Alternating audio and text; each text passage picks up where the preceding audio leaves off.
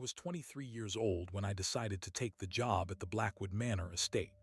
It was a massive Victorian structure located 3 miles outside of a small town in northern Maine. The house sat at the end of a long gravel driveway that wound through thick pines and gray rocks.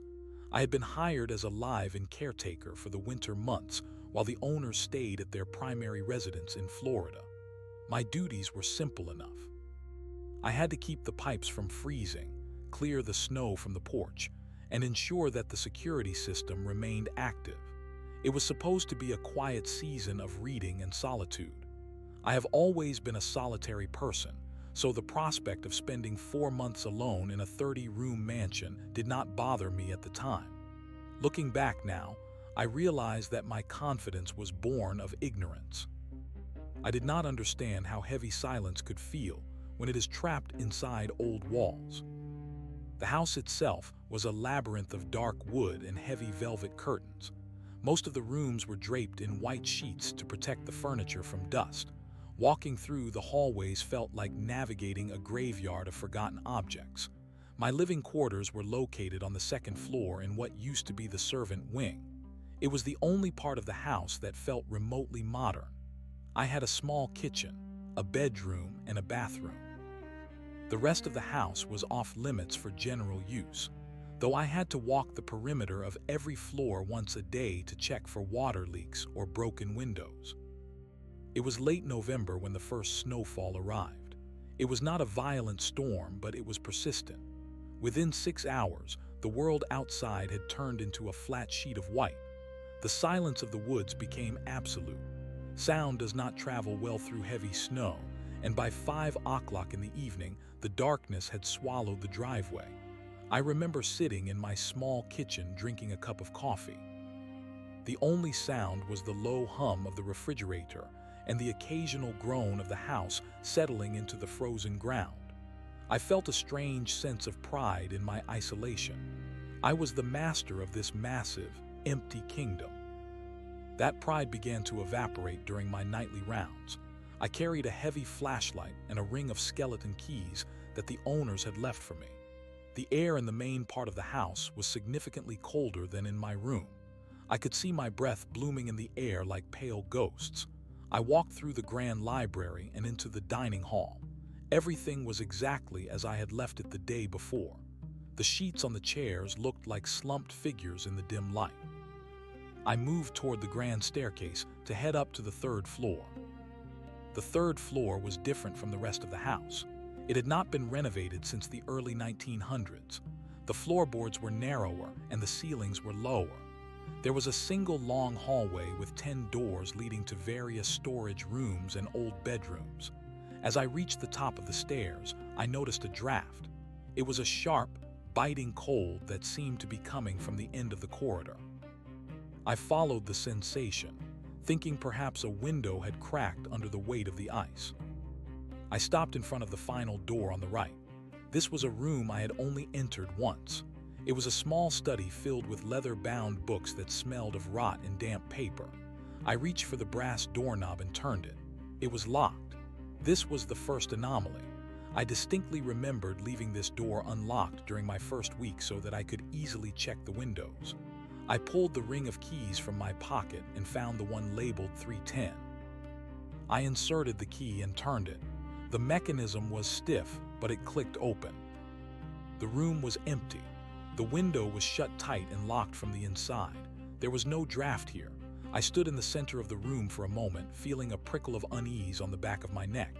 I told myself that I must have locked the door and forgotten about it. Memory is a fickle thing when you are alone for too long. I turned to leave, but as I stepped back into the hallway, I heard a soft sound. It was a faint, rhythmic clicking. It sounded like fingernail tapping against a wooden surface. I froze, I held my breath and listened. The sound was coming from further down the hallway near the stairs I had just climbed. I pointed my flashlight into the darkness. The beam of light cut through the shadows, revealing nothing but the peeling wallpaper and the dusty floor. The clicking stopped the moment the light hit the area. I stood there for nearly 2 minutes, waiting for the sound to return. It did not. I told myself, It was just the pipes or perhaps a squirrel that had found its way into the attic. It is easy to rationalize things when the alternative is too frightening to consider. I walked back down to my quarters, making sure to lock every door behind me. I spent the rest of the evening in my bedroom with the door bolted. I tried to read, but I found myself looking at the bottom of the door every few minutes. I was checking for shadows. I was checking for the light to be blocked by something standing on the other side. I eventually fell into a fitful sleep, dreaming of endless hallways and doors that would not stay shut. The next morning, the sun was bright against the snow, and my fears felt foolish. I went about my routine, shoveling the walkway and checking the generator in the basement. I did not go to the third floor until the afternoon. I wanted to prove to myself that the night before had been a product of an overactive imagination. I climbed the stairs and walked straight to the end of the hallway. The door to the study was once again locked. I felt a cold shiver run down my spine. I knew for a fact that I had left it unlocked after my inspection the night before. I had specifically told myself to leave it open so I would not have to fuddle with the keys again. I reached out and touched the wood of the door. It felt unnaturally cold. I did not open it this time. Instead, I stood there in the silence of the afternoon. That was when I noticed the smell. It was faint but unmistakable. It was the scent of wet wool and something metallic like old coins or blood. It was not the smell of a house that had been empty for months. It was the smell of something that had recently been outside in the snow. I backed away from the door, my heart hammering against my ribs. I did not run, but I moved quickly. I went down to the first floor and checked the heavy oak front door. It was locked and bolted. I checked the kitchen door and the mudroom entrance. Everything was secure. I went back to my room and sat on the edge of my bed. I began to go through the possibilities in my head. Perhaps there was someone else living in the house, a squatter who knew the layout better than I did. But how would they get in? The security system had not been triggered. There were no footprints in the snow around the house except for my own. The logic did not hold up. I was the only person within miles. The sun began to set at 4:30. As the orange light faded into a bruised purple, the house seemed to grow larger. The shadows in the corners of the room stretched out like reaching fingers. I decided that I would stay in my wing for the rest of the night. I had a television and enough food to last a week without going to the main kitchen. I pushed a heavy chair in front of my door. It was a childish gesture, but it made me feel better. I tried to watch a movie to drown out the silence, but the power flickered. The lights dimmed and the television screen turned into a blur of static. I sat in the sudden darkness, my ears ringing with the absence of sound. Then I heard it. It was the sound of footsteps on the floor above me. They were slow and deliberate. They were not the sounds of a house settling. They were the sounds of someone walking with purpose. The footsteps moved from the far end of the third floor toward the area directly above my bedroom. They stopped right over my head. I stared at the ceiling, my eyes wide in the dark. I could hear the floorboards creaking under a significant weight. Whoever or whatever was up there was standing perfectly still, looking down at the spot where I was sitting. I did not move for a long time. I sat there in the dark with my hands clenched in my lap. I was waiting for the footsteps to continue, but they did not. There was only the sound of the wind whipping against the side of the house and the low moan of the trees. After an hour of silence, I convinced myself that I had imagined the precision of the sounds. I told myself that the weight of the snow on the roof was causing the structural beams to groan in a way that mimicked footsteps. I needed to see. I needed to know that the hallway was empty. I grabbed my flashlight and moved the chair away from the door. I opened it slowly. The hallway outside my room was empty. I walked to the edge of the servant wing where it joined the main house. I looked toward the grand staircase. There was a light coming from the third floor. It was a dim, flickering yellow glow like the light from a candle. It was dancing against the walls of the upper landing. I knew I had not left any lights on. I knew there were no candles in the third floor hallway. My legs felt heavy like I was walking through deep water, but I began to climb the stairs. I had to know. As I reached the second floor landing, the light vanished. The darkness that replaced it was thick and suffocating. I turned on my flashlight, but the beam seemed weaker than usual. It barely penetrated the gloom. I continued up to the third floor. My breath was coming in short, ragged gasps. When I reached the top, I pointed the light down the long corridor. The doors were all closed. The air was freezing. I walked slowly toward the end of the hallway, toward the room that had been locked. I reached the door and saw that it was slightly ajar. A sliver of darkness showed through the gap. I pushed the door open with the tip of my flashlight. The room was empty. The window was still locked, but there was something on the desk. I moved closer, the light trembling in my hand. Resting on the center of the mahogany surface was a single, wet glove. It was a heavy work glove, the kind used for outdoor labor. It was soaked through with melted snow. I did not wait another second.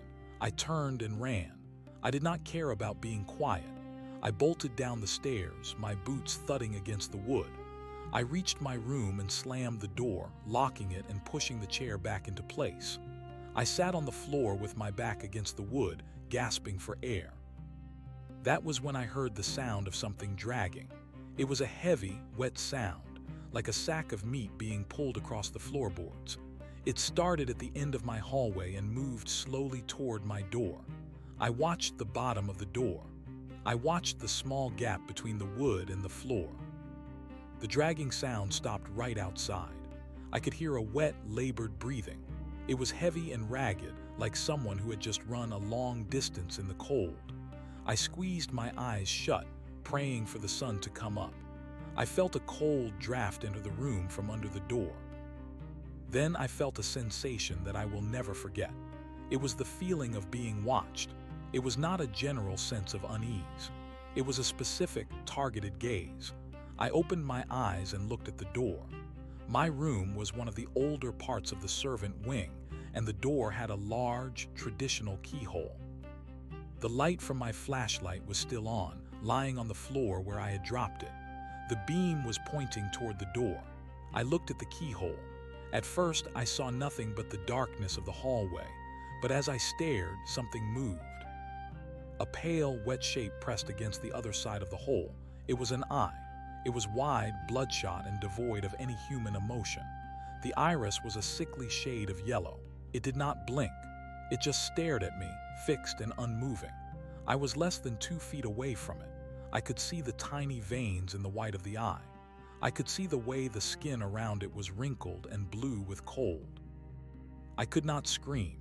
My throat had tightened so much that I could not even draw a full breath. I was paralyzed by the sheer impossibility of what I was seeing. We sat there like that for what felt like hours, separated only by an inch of wood. The eye watching me through the keyhole was the most terrifying thing I had ever encountered because it was so silent. There was no threat, no demand, no sound. Just the unwavering stare of something that had been waiting for me in the dark. I realized then that the locks did not matter. The house was not keeping things out. It was keeping me in. The isolation I had craved had become my prison. I watched the eye, and the eye watched me, and the winter night stretched on into an eternity of white snow and black shadows. I knew that when the sun finally rose, if it ever did, I would never be the same person again. The silence of Blackwood Manor was no longer empty. It was full of eyes. The yellow eye remained fixed behind the keyhole for a duration that defied the ticking of the clock. My heart had transitioned from a frantic hammer to a slow, hollow thud that echoed in my ears. I sat on the floor, my muscles locked in a state of rigid terror, unable to look away from that singular, unblinking orb. The draft coming from beneath the door grew colder, carrying with it the sharp scent of frozen pine and the metallic tang I had noticed earlier. It was as if the very essence of the Maine winter had found a way to breathe through the wood. Slowly the eye began to recede. The pale skin and the yellow iris vanished into the darkness of the hallway, leaving only the empty black circle of the keyhole. I did not move. I waited for the sound of footsteps, for the dragging noise to resume, or for the handle to turn. Instead, there was a profound and heavy silence. It was the kind of silence that felt physical, pressing against my eardrums like deep water. I remained huddled against the door for hours, my eyes darting toward the shadows in the corners of my room, convinced that the walls themselves were becoming porous. When the first gray light of dawn finally filtered through the small window of my bedroom, I found the strength to stand. My joints were stiff and my skin felt clammy. I moved the heavy chair away from the door with trembling hands. I had to see the hallway. I had to know if there were physical traces of what had stood there. I turned the lock and pulled the door open a few inches. The hallway was empty. The air was still and frigid. I looked down at the floorboards where the dragging sound had stopped. There was a trail of moisture on the wood. It was not a puddle, but a series of damp, irregular smears that looked like melted slush mixed with gray silt. The trail led away from my door and back toward the grand staircase that connected the servant wing to the main house. I followed the marks with my eyes, my breath catching in my throat. They were not footprints. They were broad, flat streaks, as if something heavy and soft had been hauled across the floor. I retreated into my room and dressed in my heaviest winter gear. My instinct was to run, to sprint to my car and drive until the gas tank was empty. I grabbed my car keys and my heavy coat, not bothering to pack a bag. I just wanted to be away from the suffocating weight of the manor. I walked down the back stairs and through the kitchen, my boots echoing loudly in the vacant space. I reached the mudroom and threw open the heavy wooden door, expecting to see the gravel driveway and the path to freedom. The world had disappeared. A massive drift of snow had piled up against the side of the house during the night, reaching halfway up the door frame. Beyond the drift, the blizzard had returned with a ferocity I had not expected. The wind was a screaming wall of white that obliterated all landmarks. I could not see the pines, the driveway, or even the hood of my car parked only 20 feet away. The temperature had plummeted so low that the moisture on my eyelashes began to freeze instantly. I realized with a sinking horror that I was trapped. To attempt to walk 3 miles to the town in these conditions would be suicide. The snow was deep enough to swallow a man whole, and the visibility was zero. I would lose my way within minutes and freeze to death in the white void. I slammed the door shut and leaned my forehead against the cold wood. The house was no longer a shelter. It was a cage that the elements were helping to bolt shut. I returned to the kitchen and tried the wall-mounted telephone. The line was dead. There was not even the hum of static. I checked the cellular reception on my phone, but the signal bars were non-existent, shielded by the thick stone walls and the interference of the storm. I was completely cut off from the world.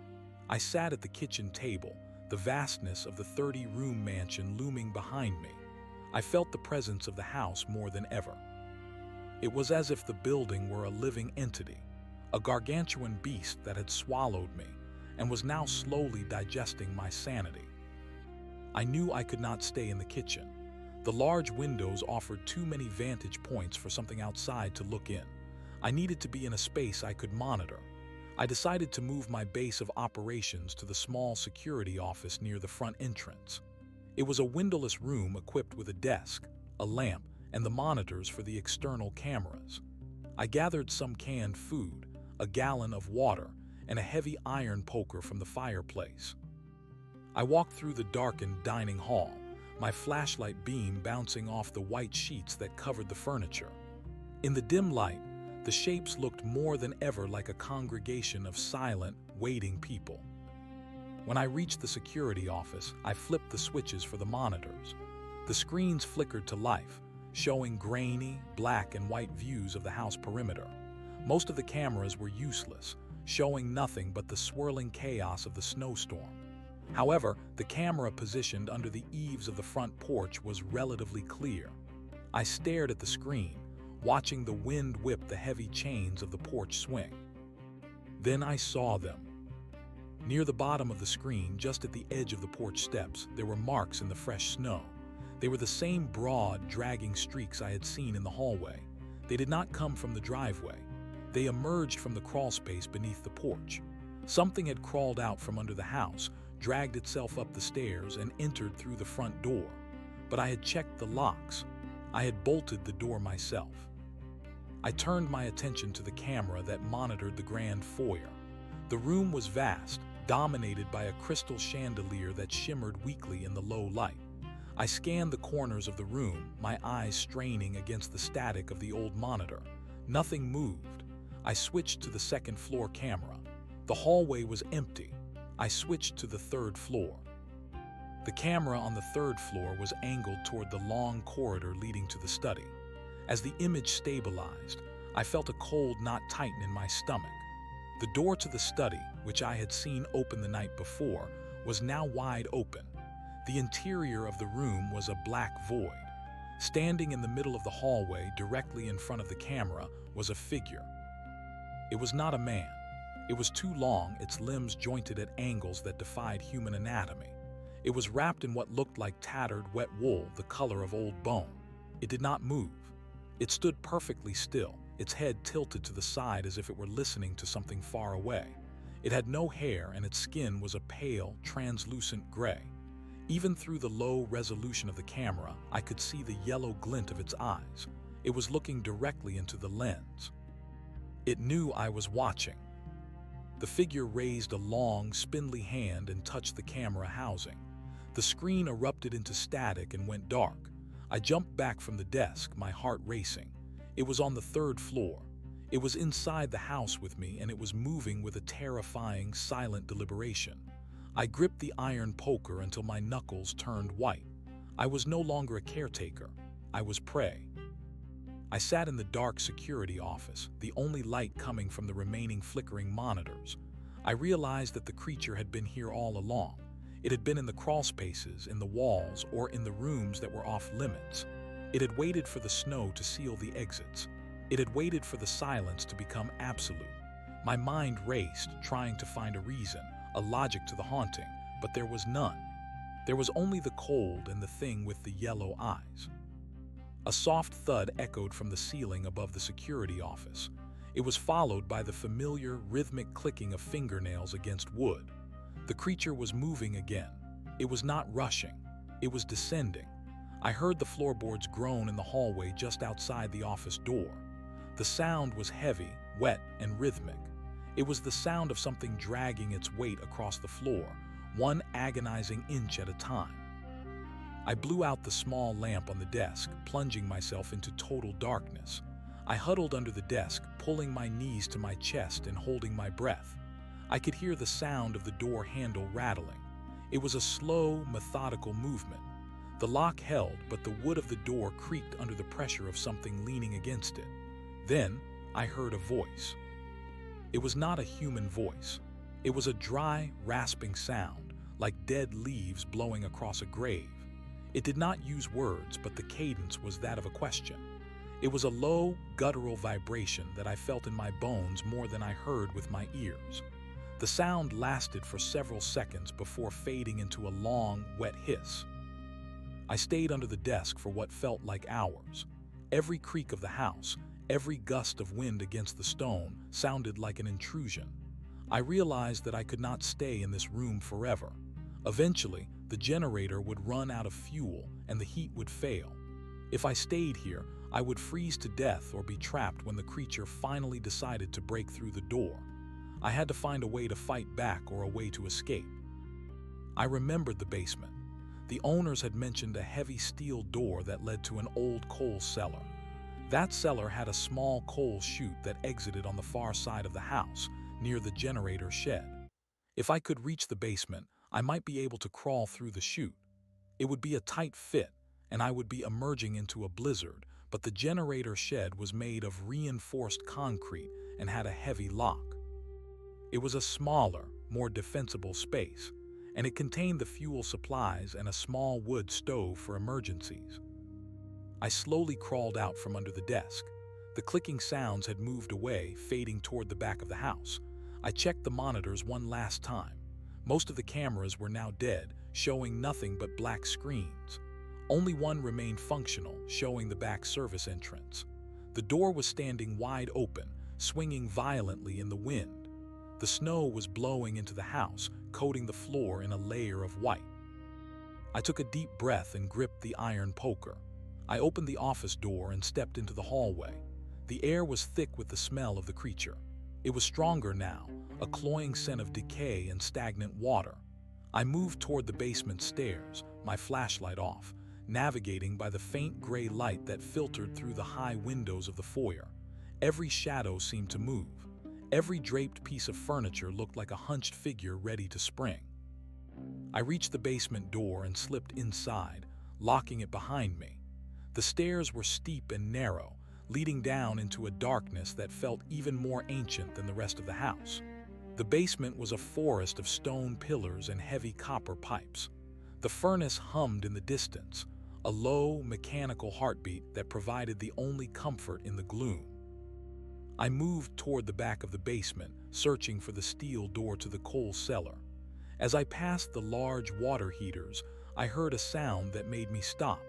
It was the sound of water splashing. I turned my flashlight on for a brief second. The basement floor was covered in several inches of dark, standing water. A pipe had burst, or perhaps the drains had backed up. In the center of the flooded area, something was submerged. I saw a pale, humped shape rising out of the water like the back of a giant toad.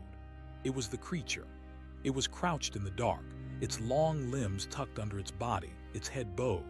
It seemed to be drinking or perhaps just resting in the cold dampness. I turned the light off immediately and pressed myself against a stone pillar. My heart was beating so hard I feared the creature would hear it. I had to get past it to reach the coal cellar. The water would give me away the moment I stepped into it. I looked up at the ceiling and saw a series of thick, insulated pipes running along the beams. They were sturdy enough to hold my weight if I could reach them. I climbed onto a wooden crate and reached for the pipes. They were slick with condensation, but I managed to hook my arms over them. I began to shimmy along the ceiling, moving inch by inch over the flooded floor. Below me, I could hear the creature shifting in the water. The splashing was soft, a liquid sound that sent shivers down my spine. I kept my eyes fixed on the distant outline of the steel door. I was halfway across the room when the pipe beneath my hands groaned. A rusted bracket pulled loose from the stone, and the pipe sagged several inches. I froze, dangling over the water. The creature stopped moving. I could hear it sniffing the air, a loud, wet inhalation that echoed through the basement. It turned its head, and I saw the yellow glow of its eyes searching the darkness. I held my breath until my lungs burned. The creature remained still for a long minute, its gaze sweeping the room. Then, it let out a low, frustrated hiss and submerged itself back into the water. I waited until I was certain it was no longer looking before I continued my slow progress. My arms ached, and my fingers were numb, but the fear of falling into the water with that thing kept me moving. I finally reached the far wall and dropped silently onto a dry patch of concrete. The steel door was right in front of me. I pushed it open, the hinges screaming in the silence. I did not look back. I scrambled into the coal cellar and slammed the door, throwing the heavy iron bolt. I was safe for the moment, but the creature now knew exactly where I was. The coal cellar was a small, cramped space filled with the dust of a century. At the far end, I saw the coal chute. It was a narrow metal tunnel that angled upward toward the surface. It was barely wide enough for a person of my size, but it was my only hope. I began to climb into the chute, my hands slipping on the smooth metal. As I pulled myself upward, I heard a heavy thud against the steel door behind me. The creature had followed me. It began to strike the door with a rhythmic, bone-breaking force. The metal began to dent inward. I scrambled faster, my breath coming in panicked sobs. I reached the top of the chute and pushed against the external cover. It was frozen shut. I kicked at the cover with all my might, the metal echoing like a bell. Below me, the cellar door gave way with a crash of splintering wood and shrieking metal. I could hear the creature entering the small room. I heard its long, wet limbs scraping against the walls as it searched for me. With a final, desperate kick, the chute cover burst open. I scrambled out into the blinding white of the storm. The wind nearly knocked me off my feet, but I stayed low, crawling through the deep snow toward the shape of the generator shed. I reached the shed and fumbled with the keys, my hands shaking so violently I nearly dropped them. I found the right key, turned the lock, and threw myself inside. I slammed the shed door and bolted it. I was in a small, concrete room filled with the smell of diesel and oil. The generator roared in the corner, a deafening sound that was strangely comforting. I was out of the house. I was safe from the creature for now. But as I looked through the small, reinforced glass window of the shed, I saw a shape emerging from the coal chute. The creature stood in the middle of the blizzard, the wind whipping its tattered garments. It did not seem bothered by the cold. It stood there, looking at the shed, its yellow eyes glowing in the darkness of the storm. It began to walk toward me, its long, distorted limbs sinking deep into the snow. It moved with a slow, inevitable grace, a predator that knew its prey had nowhere left to run. I backed away from the window and looked around the shed. I found a flare gun in the emergency kit and a gallon of gasoline. If the creature tried to enter, I would turn this shed into a furnace. I sat on a crate of fuel, the flare gun in my hand, watching the door. The winter night was far from over, and the silence of the woods was now filled with the sound of something scratching at the concrete walls, trying to find a way in. I realized then that Blackwood Manor did not just want me dead. It wanted me to become part of its history, another shadow draped in a white sheet, waiting for the next person to lose their way in the Maine snow. I gripped the flare gun and waited for the door to break. The scratching on the concrete became a rhythmic scraping of bone against stone. I could hear the wind howling through the small gaps in the door frame, but the sound of the creature was louder.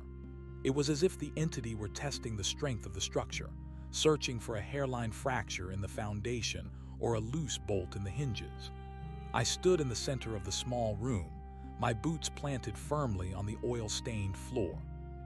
The roar of the generator vibrated through the soles of my shoes, a mechanical heartbeat that felt like the only thing keeping reality from shattering. I held the flare gun with both hands, the plastic grip slick with my own sweat. I knew that a single shot would be my only defense. If I missed, the cramped space would become my tomb. The creature moved from the door to the side wall where the small reinforced window was located. I saw the shadow of a long, multi-jointed limb pass across the glass. Then, a face pressed against the pane. It did not have a nose or ears in the way a human does. The skin was pulled so tight over the skull that the bone structure was visible in sharp, jagged lines. Those yellow eyes fixed on me, the pupils nothing more than vertical slits that seemed to swallow the dim light of the shed. It did not blink. It simply watched, its jaw hanging slightly open to reveal rows of needle-like teeth that were the color of tarnished silver. The creature let out a low vibration that rattled the glass in its frame. It was a sound of hunger mixed with a strange, ancient patience. I backed away until my shoulders hit the cold metal of the fuel tank.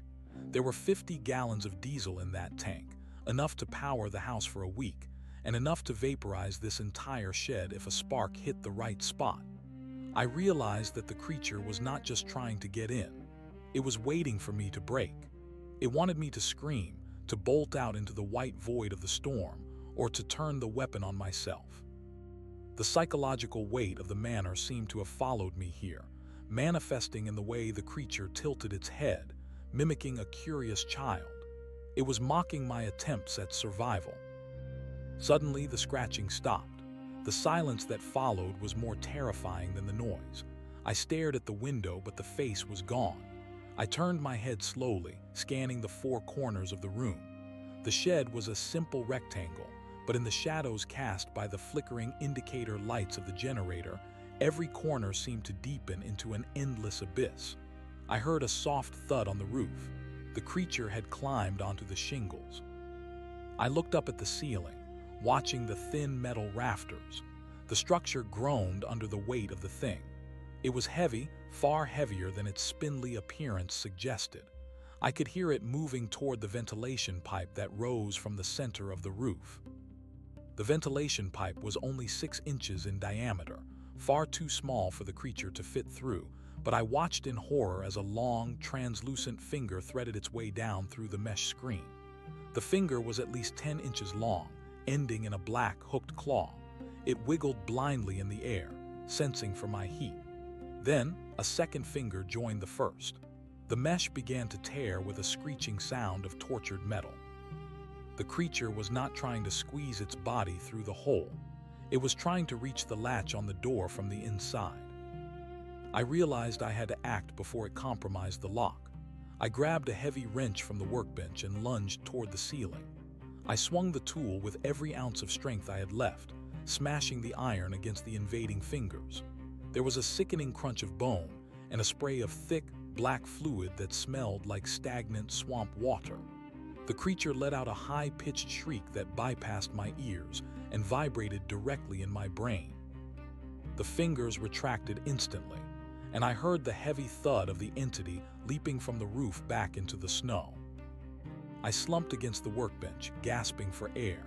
My hands were shaking so violently that I nearly dropped the wrench. The black fluid on the floor began to hiss, eating away at the gray paint of the concrete. It was acidic, or perhaps it carried some kind of caustic rot. I moved away from the puddle, watching as it smoked and bubbled. I was trapped in a box with a limited supply of oxygen and a monster that was learning my defenses. I looked at the temperature gauge on the wall. It was 30 degrees below zero outside. The storm showed no signs of breaking. If I stayed here, the creature would eventually find a way in, or the fumes from the generator would overcome me. I searched the workbench for anything else I could use. I found a roll of heavy duct tape, a box of industrial nails, and a flare kit that contained 3 additional cartridges. I also found a small portable radio. I switched it on, hoping for a weather report or a distress signal, but all I heard was a rhythmic tapping. It was the same sound I had heard in the hallway of the manor, the clicking of fingernails against wood. The sound was coming through the airwaves, a broadcast of pure malice. I smashed the radio with the wrench, unable to bear the sound for another second. The house sat 200 feet away, a dark silhouette against the white curtain of the blizzard. I could see the light from the security office still flickering in the distance. I wondered if there was something in the house I had missed. The owners had mentioned a panic room in the basement, but I had been too distracted by the flooded floor and the creature to look for it. If I could get back to the house, I might be able to lock myself in a room that was truly impenetrable. But the walk across the open yard would be a death sentence. The snow was up to my waist, and the creature moved through it as if it were water. I looked at the gallon of gasoline I had set aside. An idea began to form, a desperate plan born of total exhaustion. If I could create a distraction, a fire large enough to draw the creature away or blind it, I might have a window of time to reach the back porch. I knew the layout of the kitchen better than any other part of the house. If I could get through the mudroom door, I could bolt it and head for the upper floors or the hidden sections of the basement. I began to prepare the trap. I took several rags and soaked them in the gasoline, tying them around the handles of the spare fuel cans. I placed the cans near the door, ready to be kicked out into the snow. I checked the flare gun one last time. It was a simple mechanism, but it was my only chance to ignite the fuel from a distance. My heart was thumping against my ribs like a trapped bird. I knew that once I opened that door, there would be no turning back. I would either reach the house or I would die in the cold. I stood by the door, my hand on the heavy iron bolt. I counted to 3, drawing a deep breath of the oily air. I threw the bolt back and kicked the door open. The wind hit me like a physical blow, freezing the moisture in my lungs. I saw the creature immediately. It was crouched near the coal chute, its body nearly invisible against the shifting white of the blizzard. It turned its head toward me, its yellow eyes widening. I grabbed the first gas can and hurled it as far as I could into the yard. It landed in a drift 30 feet away. I followed it with the second can, throwing it toward the opposite side of the shed. The creature hissed, its head darting back and forth as it tried to track the movement. I raised the flare gun and aimed at the first can. I pulled the trigger. The kickback was stronger than I expected, and a bright orange streak of fire cut through the white dark. The flare hit the gas can dead center. A ball of fire erupted in the snow, a brilliant orange flower that illuminated the entire yard. The heat was intense, even from 30 feet away. The creature shrieked and recoiled, shielding its eyes with its long arms. It seemed to have an extreme sensitivity to light. I did not wait to see more. I lunged out of the shed and began to plow through the snow toward the house. Every step was an agony. The snow was heavy and wet, clinging to my legs like lead weights. I could hear the roar of the fire behind me and the frantic, enraged screams of the creature. It was recovered from the initial shock and was now circling the perimeter of the flames. I reached the halfway point, my lungs burning with the sub-zero air. I looked back and saw the creature leaping over the fire, its silhouette stretched and distorted like a shadow on a wall. It was coming for me. I pushed myself harder, my muscles screaming in protest. I reached the stairs of the back porch and scrambled up the wood. I reached for the door handle, but it was frozen. I pulled with both hands, my boots slipping on the ice. The door did not budge.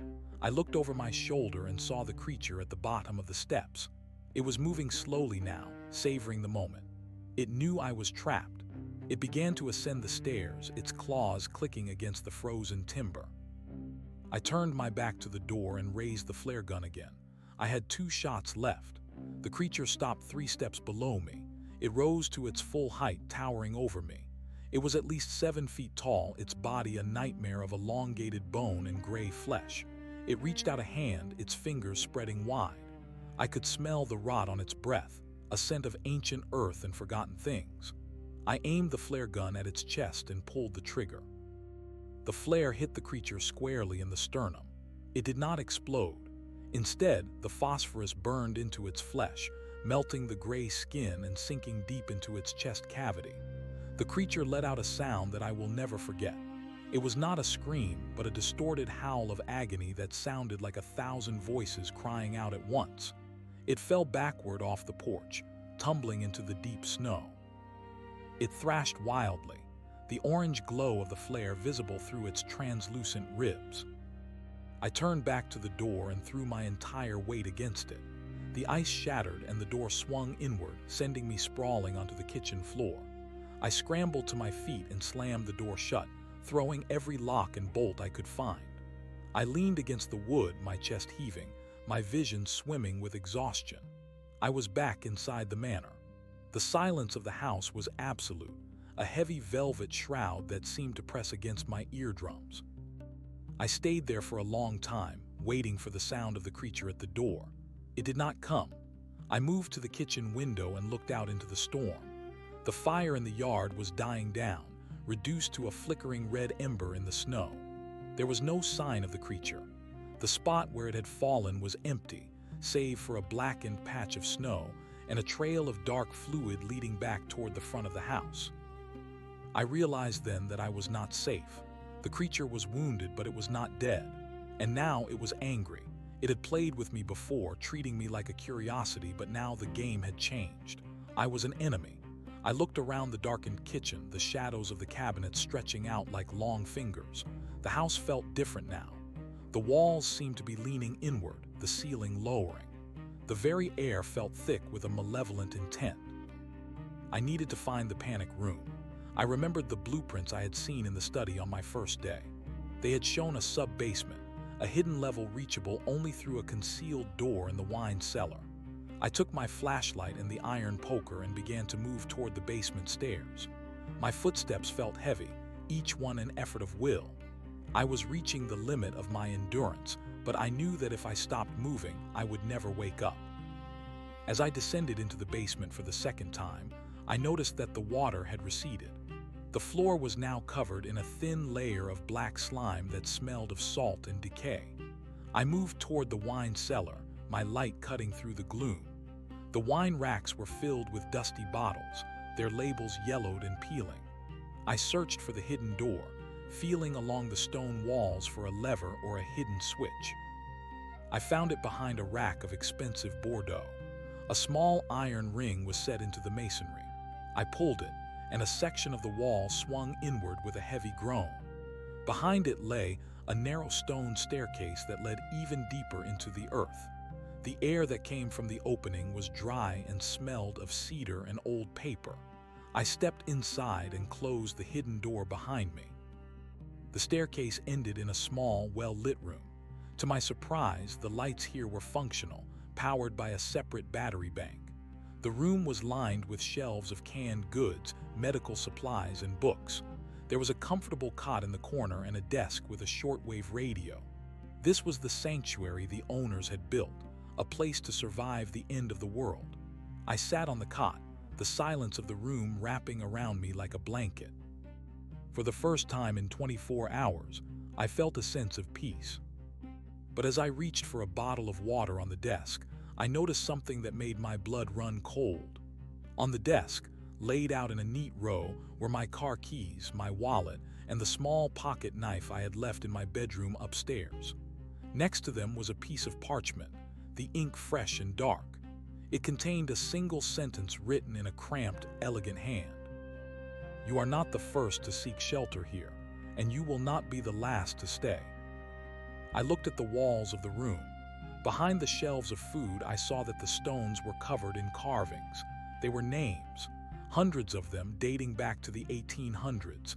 Each name was followed by a date. I scanned the list, my heart sinking as I reached the end. The last name on the list was mine. The date was today. I realized then that the creature was not an intruder. It was a guardian, and the house was not a cage. It was a tomb. I heard a soft click from the hidden door above me. The bolt was being slid into place from the outside. I ran to the door and pulled the ring, but it did not move. I was locked in.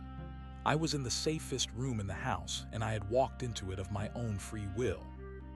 I sat back down on the cot, the weight of the realization crushing the breath from my body. I looked at the shortwave radio and turned the dial. There was no static, no music, no voices. There was only the sound of a heart beating, slow, steady, and ancient. It was the heartbeat of Blackwood Manor, and I was now part of its rhythm. I lay back on the cot and closed my eyes, listening to the sound of the house breathing around me. The storm would eventually end, and the snow would melt, but I knew that I would never see the sun again. I was a guest of the manor now, and the manor never let its guests leave. The stone walls of the hidden chamber seemed to vibrate with a low frequency that resonated within my chest. I stared at my name carved into the granite, the letters sharp and precise as if they had been waiting for my arrival for a century. The ink on the parchment was still wet, a dark smear of reality that contradicted the ancient dust of the cellar. I stood up and paced the small area, measuring the dimensions of my new world. It was 12 feet long and 10 feet wide. The ceiling was low, constructed of heavy oak beams that bore the weight of the entire manor above. I reached out to touch the surface of the desk, expecting the cold bite of wood, but the material felt strangely warm, almost like skin. I pulled my hand back, a shiver racing down my spine. I realized that my panic was a luxury I could no longer afford. I had to examine every inch of this room for a flaw, a weakness, or a secondary exit that the architect might have overlooked. I began by pulling the cans of food from the shelves. They were old, their labels faded to a ghostly gray, yet they were heavy and solid. I moved the shelves aside, scraping the wood against the floor to reveal the stonework behind them. The carvings continued everywhere. There were dates from the 1700s, names written in languages I did not recognize, and small, frantic symbols that looked like eyes or weeping wounds. The history of this place was a ledger of disappearances, a long line of souls who had sought safety and found a permanent residence instead. I turned my attention to the shortwave radio. It was an old vacuum tube model, the glass components glowing with a soft, sickly orange light. The rhythmic thumping continued to pulse through the speaker, a steady and unwavering sound that matched the pace of my own frantic heart. I reached for the dial, hoping to find a frequency that carried the sound of a human voice, but the knob was stuck. It would not turn to the left or the right. It was fixed on this single, macabre broadcast. I looked for a power cord to unplug it, but there was none. The radio was drawing energy from something other than the battery bank. It seemed to be powered by the very air of the room, or perhaps by the vibrations of the house itself. I sat back on the cot and tried to steady my breathing. The air was becoming heavy, saturated with the scent of cedar and something sweeter like rotting lilies. I knew that I could not stay in this room forever. The water I had seen on the desk was clear, but when I unscrewed the cap, the liquid inside was thick and black, identical to the fluid that had leaked from the creature in the shed. I set the bottle down, my hands trembling. The manor was providing for me, but it was offering me the substance of itself. It wanted to change me, to break down the boundaries between my flesh and its stone. I began to hear a new sound coming from the staircase behind the hidden door. It was not the scratching of claws or the heavy thud of a monster. It was a voice. It was soft, a whisper that seemed to drift through the cracks in the masonry. It called my name over and over, the tone shifting from a mournful plea to a sharp command. I pressed my ear against the cold stone of the hidden door. The voice was coming from the wine cellar, but it did not sound like the creature. It sounded like my mother, then like a friend I had not seen in years, and finally, it settled into a voice that was a perfect mimicry of my own. It told me that the storm was over. It told me that the sun was shining on the snow and that help had arrived at the front gate.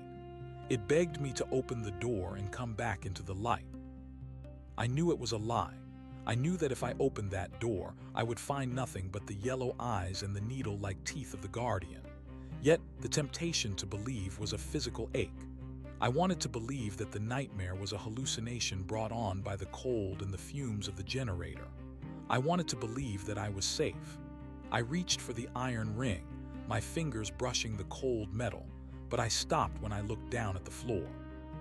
The black slime from the basement was beginning to seep under the door. It moved with a purpose, flowing across the stone toward the cot. It was not water. It was a living shadow, a sentient rot that was reclaiming the sanctuary.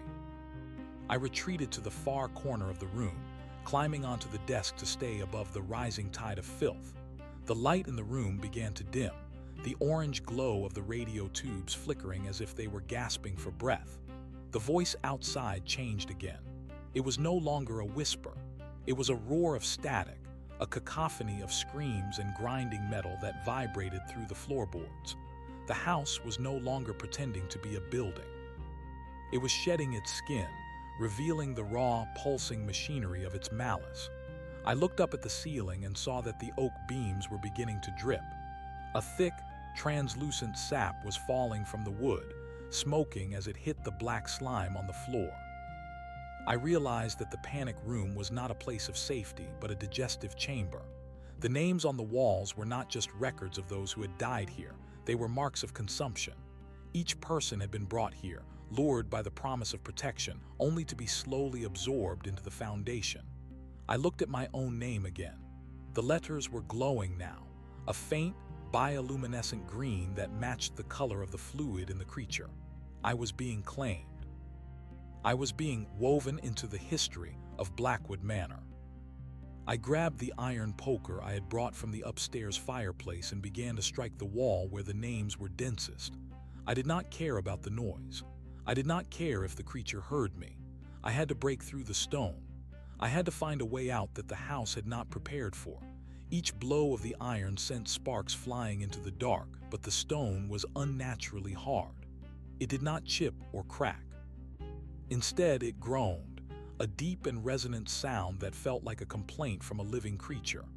I struck again and again, my muscles burning, my vision blurring with the effort. Suddenly, the wall gave way. It did not shatter into pieces. It folded inward like wet cardboard. Behind the stone was not dirt or more rock, but a hollow space filled with a network of thick, pulsating cables. They were the color of bruised meat and were wrapped in a fine, silver mesh. They stretched upward into the heart of the house and downward into the lightless depths of the earth. I realized I was looking at the nervous system of the manor. This was the source of the heartbeat. This was what kept the lights flickering and the generator humming. I did not hesitate. I swung the poker at the cables. the sharp point tearing through the silver mesh and sinking into the soft tissue beneath. A spray of cold, salty liquid hit my face, and the house let out a shriek that nearly shattered my skull. The lights in the room went out instantly. The radio exploded in a shower of glass and sparks. The floor beneath me began to tilt, the entire room shifting as if the house were recoiling in pain. I felt a rush of cold air from the gap I had created. It was the smell of the storm, the scent of real, freezing wind. I climbed into the wall, pushing my way through the wet cables. They felt like snakes, slick and muscular, coiling around my limbs as I tried to move past them. I ignored the revulsion that threatened to make me vomit and clawed my way toward the source of the fresh air. I found myself in a narrow crawl space, a hidden artery that ran between the inner and outer walls of the basement. I could see a faint light ahead of me, a sliver of gray that suggested an opening to the outside world. I crawled on my hands and knees, the black slime coating my clothes and skin. The shrieking of the house had subsided into a low, rhythmic throb, like a wounded animal trying to steady its breath. I reached the opening and found that it was a small ventilation grate half buried in the snow. I kicked at the metal, my boots striking the frozen iron until the hinges snapped. I tumbled out into the snow, the transition from the stifling heat of the house to the sub-zero cold of the blizzard making me gasp. I lay in the snow for a moment, the flakes stinging my eyes. I was on the north side of the house, near the old servant's entrance. The wind was still howling, but the intensity of the storm had lessened. I could see the outline of the woods 100 yards away. I stood up, my legs shaking, and looked back at the manor. It sat in the darkness, a massive, brooding shape that seemed to watch me with 1,000 hidden eyes. The fire I had started near the shed was a faint glow in the distance, but the creature was nowhere to be seen. I knew I could not go back for my car. I could not go back for my belongings. I had to get away from the house before it recovered. I began to walk toward the tree line, my boots sinking deep into the drifts. The silence of the woods was different from the silence of the house. It was a natural, indifferent quiet. I reached the edge of the forest and turned one last time to look at Blackwood Manor. The lights in the high windows of the attic were on. A single silhouette stood against the glass, watching me. It was tall and thin, with arms that reached down to its knees. It did not move. It did not wave. It simply stood there, a silent sentinel of the dark. I plunged into the trees, the branches clawing at my face like skeletal fingers. I did not have a compass, and the stars were hidden by the clouds, but I knew the general direction of the main road. I walked for hours, the cold numbing my fingers and toes until I could no longer feel them. I was a ghost moving through a white world, my mind a blank slate of survival. I did not think about the names on the wall. I did not think about the heartbeat in the radio. I only thought about the next step, and the one after that.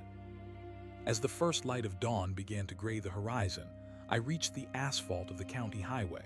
It was covered in a thick layer of snow, but the familiar shape of the road gave me a surge of hope. I began to walk along the shoulder, my eyes scanning the distance for the lights of a plow or a patrol car.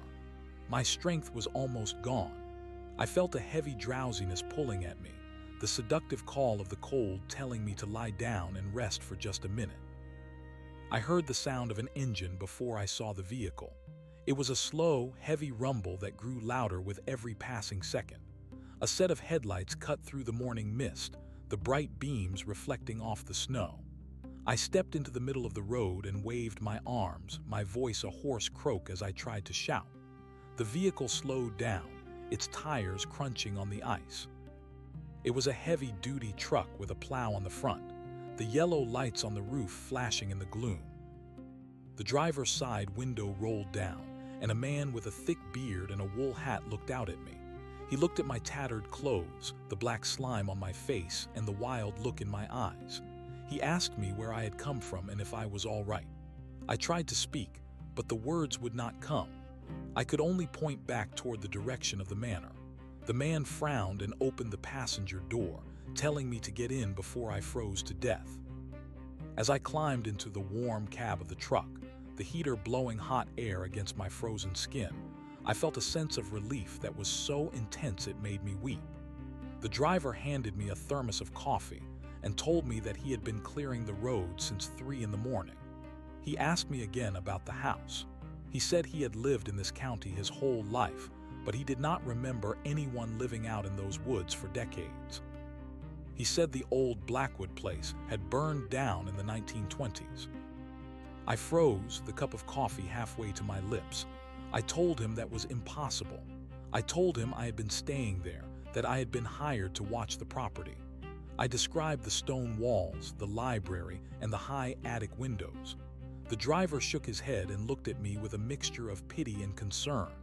He told me that there was nothing left of that house but a foundation and a few charred beams. He said the locals stayed away from the area because the ground was sour and nothing would grow there. I looked at my hands, expecting to see the black fluid and the grime of the cellar, but they were clean. My clothes were damp from the snow, but the tears and the stains were gone. I reached into my pocket and felt a hard, cold object. I pulled it out and stared at it in the dim light of the cab. It was a small piece of stone, a fragment of granite with a single letter carved into it. It was the first letter of my name. The driver put the truck in gear and began to move down the road. He talked about the weather and the price of fuel, his voice a steady drone that should have been comforting. But I could not stop looking at the piece of stone. I could feel a faint vibration coming from it, a rhythmic pulse that matched the beating of my heart. I looked in the side mirror of the truck as we drove away. The sun was finally breaking through the clouds, illuminating the white landscape. In the far distance, rising above the trees like a jagged tooth, I saw the dark silhouette of the manor. It was not a ruin. It was whole, its windows gleaming in the morning light. And I knew with a certainty that chilled me more than the wind that I had not escaped. I had only been let out on a long, invisible leash, and one day the manor would pull me back. The driver of the truck did not speak for several miles. The hum of the engine and the blast of the heater created a cocoon of artificial warmth that felt fragile against the memory of the stone walls. I clutched the fragment of granite in my palm, the sharp edges digging into my skin. The vibration was faint but persistent, a thrumming that seemed to bypass my ears and resonate directly in my bones. I looked at the man beside me. He seemed ordinary, his face weathered by years of labor and the harsh winter sun. He was a creature of the daylight world, a man who believed in foundations and property lines and the linear progression of time. I wanted to tell him that he was wrong about the fire in the 1920s. I wanted to tell him that the house was waiting for him too, hidden behind a veil of perception that only opened for the invited. I did not speak. My throat felt as though it were lined with the same gray dust that coated the furniture in the library. I watched the snow-covered fields pass by, the white expanse broken only by the dark skeletons of trees and the occasional fence post. The world looked different now. It looked thin, like a painted curtain that might tear at any moment to reveal the pulsing, muscular machinery I had seen behind the cellar wall. Every time the truck hit a bump, the stone in my hand pulsed in tandem with the jolt. It was a tether. I was a fish on a line, allowed to swim into the deeper water but still bound by a thread of ancient intent. We reached a small town 20 miles south of the manor. The driver pulled up in front of a diner that smelled of burnt coffee and fried grease. He told me that I should go inside and get something to eat while he called the local sheriff. I stepped out of the truck, my legs feeling heavy and alien. The ground beneath my boots felt unstable, as if the earth were merely a layer of skin stretched over something hollow. I walked into the diner and sat in a booth near the back. The other patrons did not look at me. They were hunched over their plates, lost in the quiet rituals of a Saturday morning. The waitress approached me with a glass of water. She was an older woman with tired eyes and hair the color of wood smoke. She set the glass down and started to ask what I wanted, but she stopped when she saw my hand.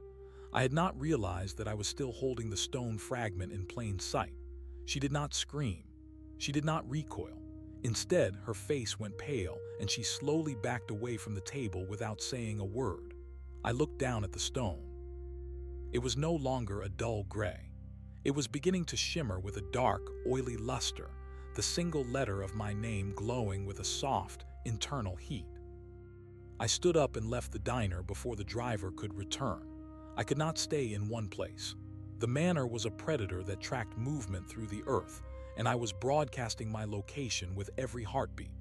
I began to walk down the main street of the town, my eyes searching for a bus station or a train depot.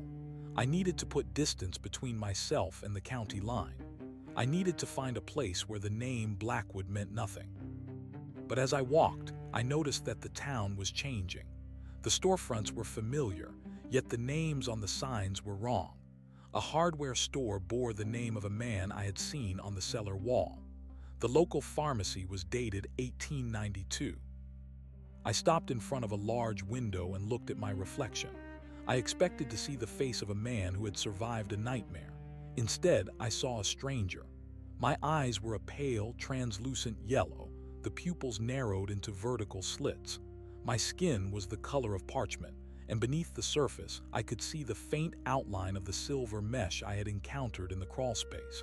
I was not escaping the house. I was carrying the house within me. The transition I had feared in the cellar had already been completed. I was the guest who never left because the guest and the manor were becoming one and the same. I turned away from the window and ran toward the edge of town. I found a wooded path that led toward a river. The sound of the flowing water was loud, a chaotic roar that drowned out the rhythmic thumping in my head. I knelt by the bank and plunged my hands into the freezing current. I hoped the cold would wash away the transformation, that the purity of the river would strip the house from my soul. But the water did not feel cold. It felt thick and warm, like the black fluid in the bottles. I looked down and saw that my hands were turning to stone. The transformation was slow, beginning at the fingertips and moving toward the wrists. The skin was hardening into granite, the texture identical to the walls of the hidden chamber. I screamed, but the sound that came out was not a human voice.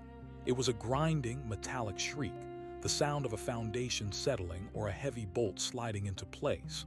I realized then that the driver had been right in a way. The house had burned down, but it had not died. It had simply retreated into a different state of being, a parasitic existence that required a living host to maintain its form in the physical world. I was the new foundation.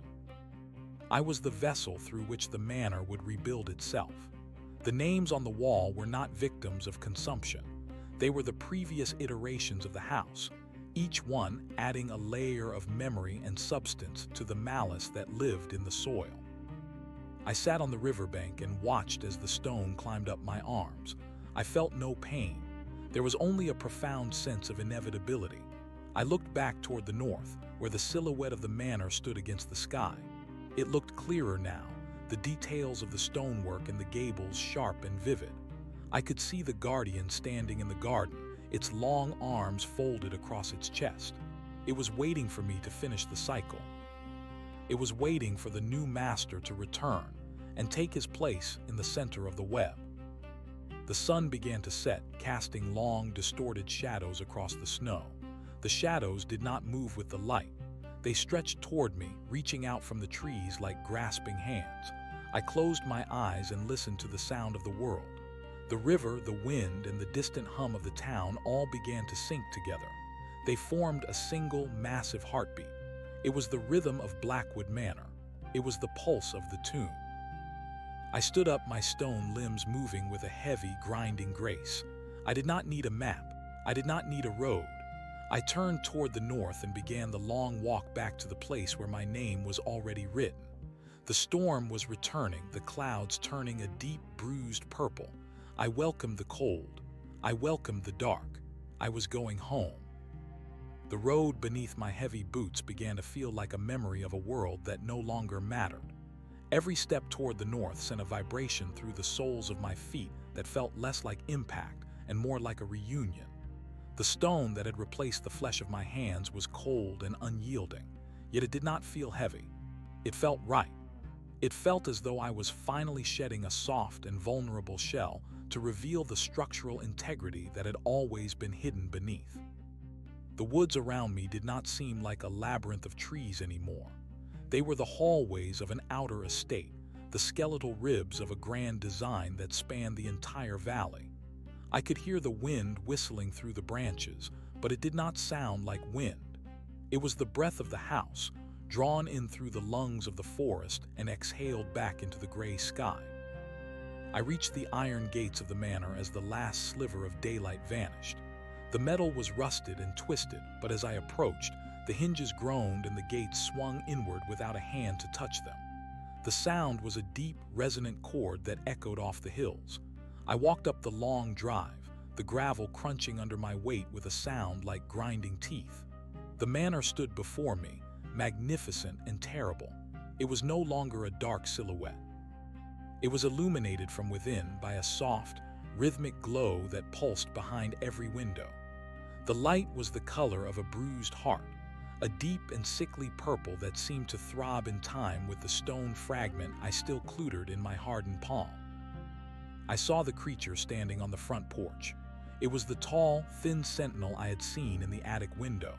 Up close, it did not look like a monster. It looked like a column of smoke that had been forced into the shape of a man. Its arms were impossibly long, the fingers brushing the floorboards. It did not have a face, only a smooth expanse of gray skin that reflected the pulsing light of the windows. It stepped aside as I reached the top of the stairs, a silent invitation that carried the weight of a command. I entered the foyer, and the heavy oak doors slammed shut behind me. The sound of the lock clicking into place was the final period at the end of a long and exhausting sentence. The interior of the house had changed. The dust was gone. The floors were polished to a mirror finish, reflecting the vaulted ceilings and the intricate carvings of the grand staircase. The smell of rot and dampness had been replaced by the scent of ozone and old paper. I walked toward the library, my stone footsteps echoing through the empty halls. The names on the walls were no longer just carvings in the stone. They were glowing with a soft, bioluminescent light, each one a thread in a tapestry that spanned centuries.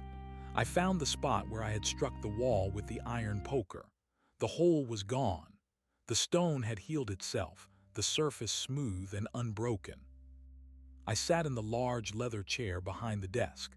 It felt as though the chair had been waiting for my specific weight, the leather wrapping around me like a second skin.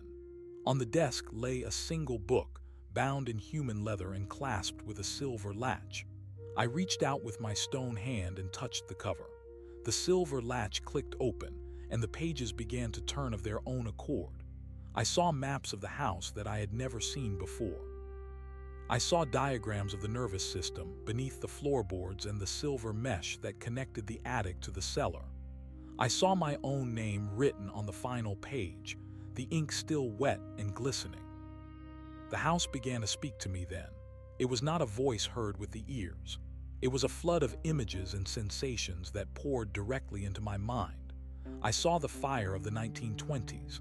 I saw the flames licking at the walls, but the house did not burn. It simply folded itself into a different dimension of reality, waiting for the smoke to clear and the world to forget. I saw the line of caretakers who had come before me. I saw the man with the beard who had driven the truck. He had been here once, decades ago.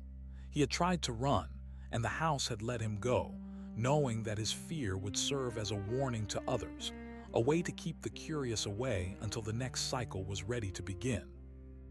I realized that I was not a prisoner, I was the architect. My thoughts were beginning to shape the rooms around me. If I thought of heat, the fireplaces roared to life. If I thought of silence, the wind outside ceased its howling. The transformation of my body was the price of this power. I was becoming the physical manifestation of the manor, the bridge between the stone and the spirit. I looked at my arms and saw that the granite had reached my elbows. The silver mesh was weaving its way through my chest, wrapping around my heart and lungs. I was being reinforced. I was being made permanent. The creature from the porch entered the library and stood by the window. It pointed toward the woods where a small light was moving through the trees. It was another traveler, another soul drawn toward the beacon of the manor. I felt a surge of hunger that was not my own. It was the hunger of the foundation, the need for new names to be added to the wall. I understood my purpose then. I was to be the host, the one who welcomed the weary and the lost into the heart of the dark. I would offer them warmth and shelter, and in return, they would give their history to the house. I stood up from the desk and walked to the window. The person in the woods was close now. I could see the flash of a lantern against the snow. I reached out with my mind and felt the latch on the front door loosen. I felt the heat in the foyer rise to a comfortable temperature. I felt the radio in the corner of the library begin to hum with a soft, melodic tune. I was ready. The house was ready. The cycle was beginning again, and this time, I would be the one to hold the leash. The stone was cold, but the power was a fire that would never go out. I watched as the figure reached the edge of the clearing and looked up at the manor. I smiled, though my face was becoming as rigid as a statue. I whispered a welcome into the silence of the room, and the house echoed my words with a low, resonant throb of joy. The figure in the snow paused at the edge of the iron gates. I could feel the hesitation radiating from the traveler like a cold mist. It was a man, wrapped in a heavy coat that looked far too thin for the sub-zero temperatures of the valley. He carried a lantern that flickered with a dying flame, casting long and erratic shadows across the frozen ground. I watched him from the high window of the library, my hands resting on the cold sill.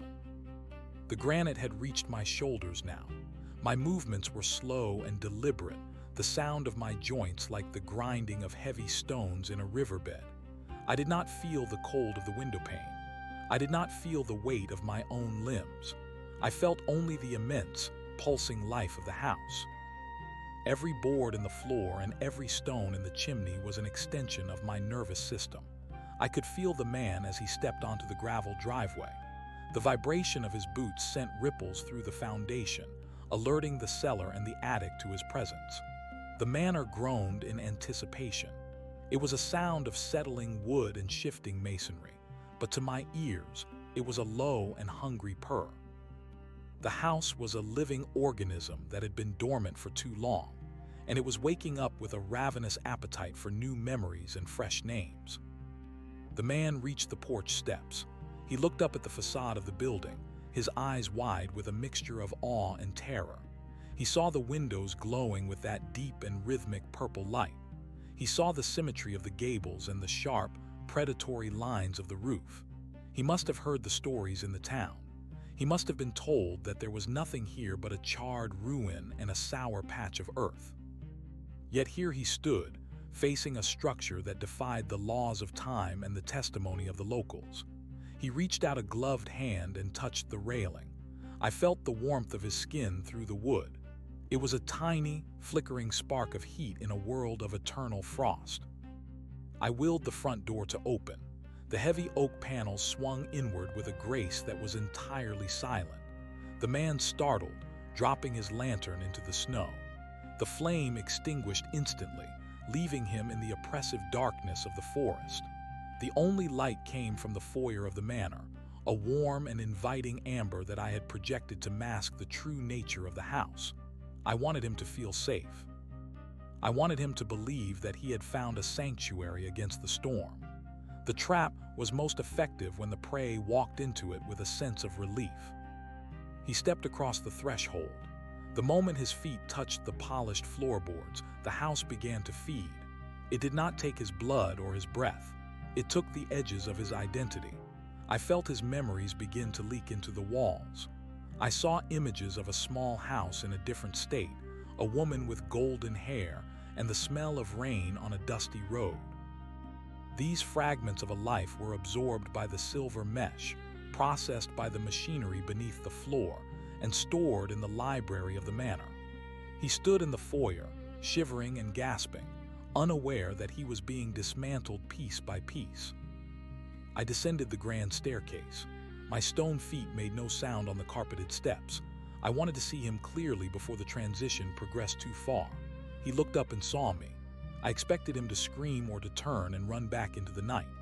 But the house had already begun to cloud his perception. To him, I did not look like a man turning into a statue.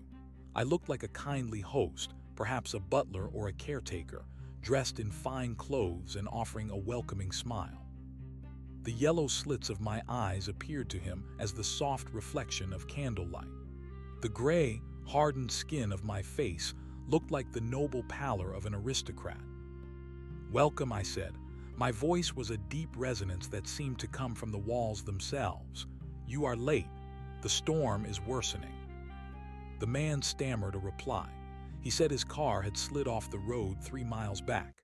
He said he had seen the light from the ridge and hoped to find a telephone. He looked around the foyer, his eyes resting on the names carved into the stone. He did not seem to recognize them. He did not see the letters glowing with the heat of his own arrival. He saw only decorative patterns, the architectural flourishes of a bygone era. He was a creature of the surface, and he could not see the depth of the water until he was already drowning. "There is no telephone here," I told him, "but there is a fire in the library and a bed in the guest wing. You will stay until the roads are clear." I led him toward the library.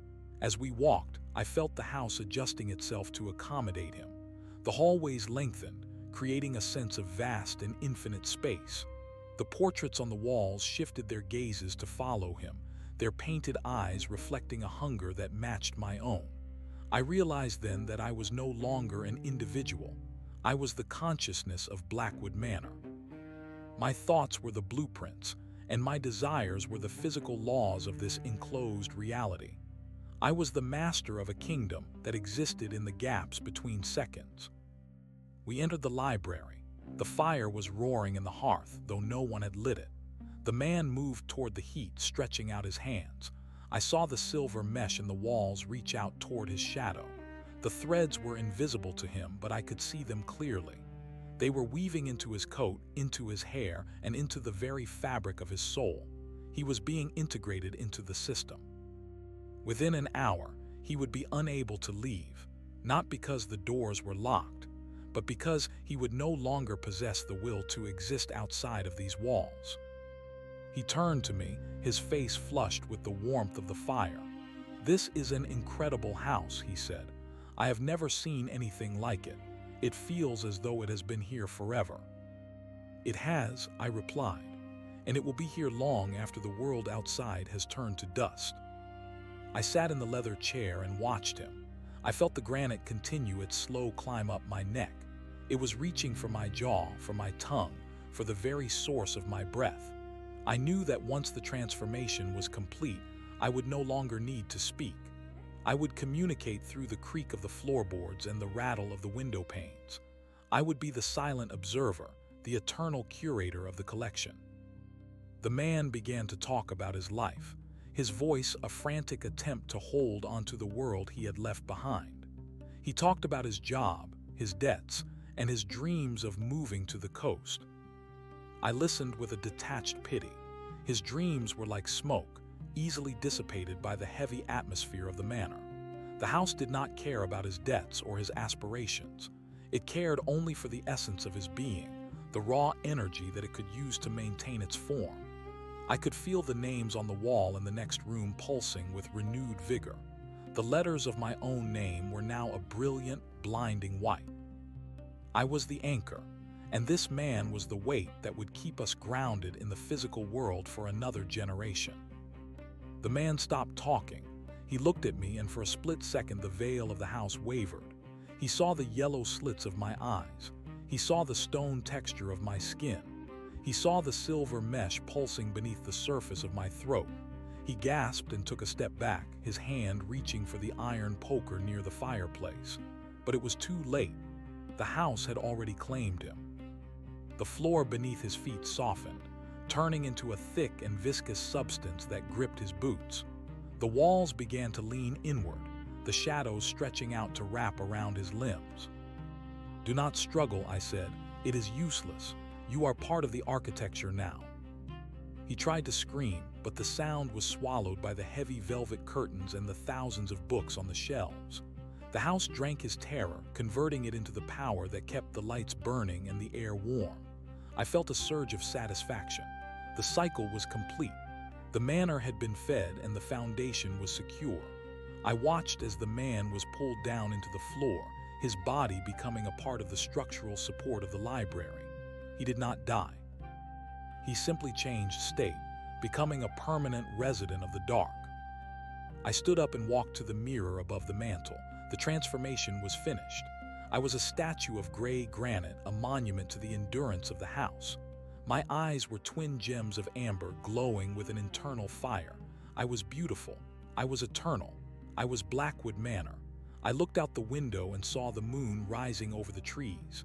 The snow was falling again, covering the tracks of the man who had just disappeared. The world outside was cold and chaotic, a place of decay and death. But inside these walls, there was order. There was a purpose that transcended the petty concerns of the living. I felt the other residents of the house moving in the shadows. The tall, thin sentinels were patrolling the corridors, their long arms brushing against the stone. The names on the walls were whispering to one another, a chorus of voices that formed the background music of my existence. I was the conductor of this dark orchestra. I was the heart of the machine. I knew that there would be others. The manor would always find a way to draw them in. It would whisper to them in their dreams, show them lights in the distance, and offer them a refuge from the storms of their lives. I walked back to the desk and closed the book. The silver latch clicked shut with a sound of finality. I did not need to read the pages anymore. I knew every word, every map, and every secret. I sat in the chair and allowed the silence to wash over me. The house breathed in and I breathed with it.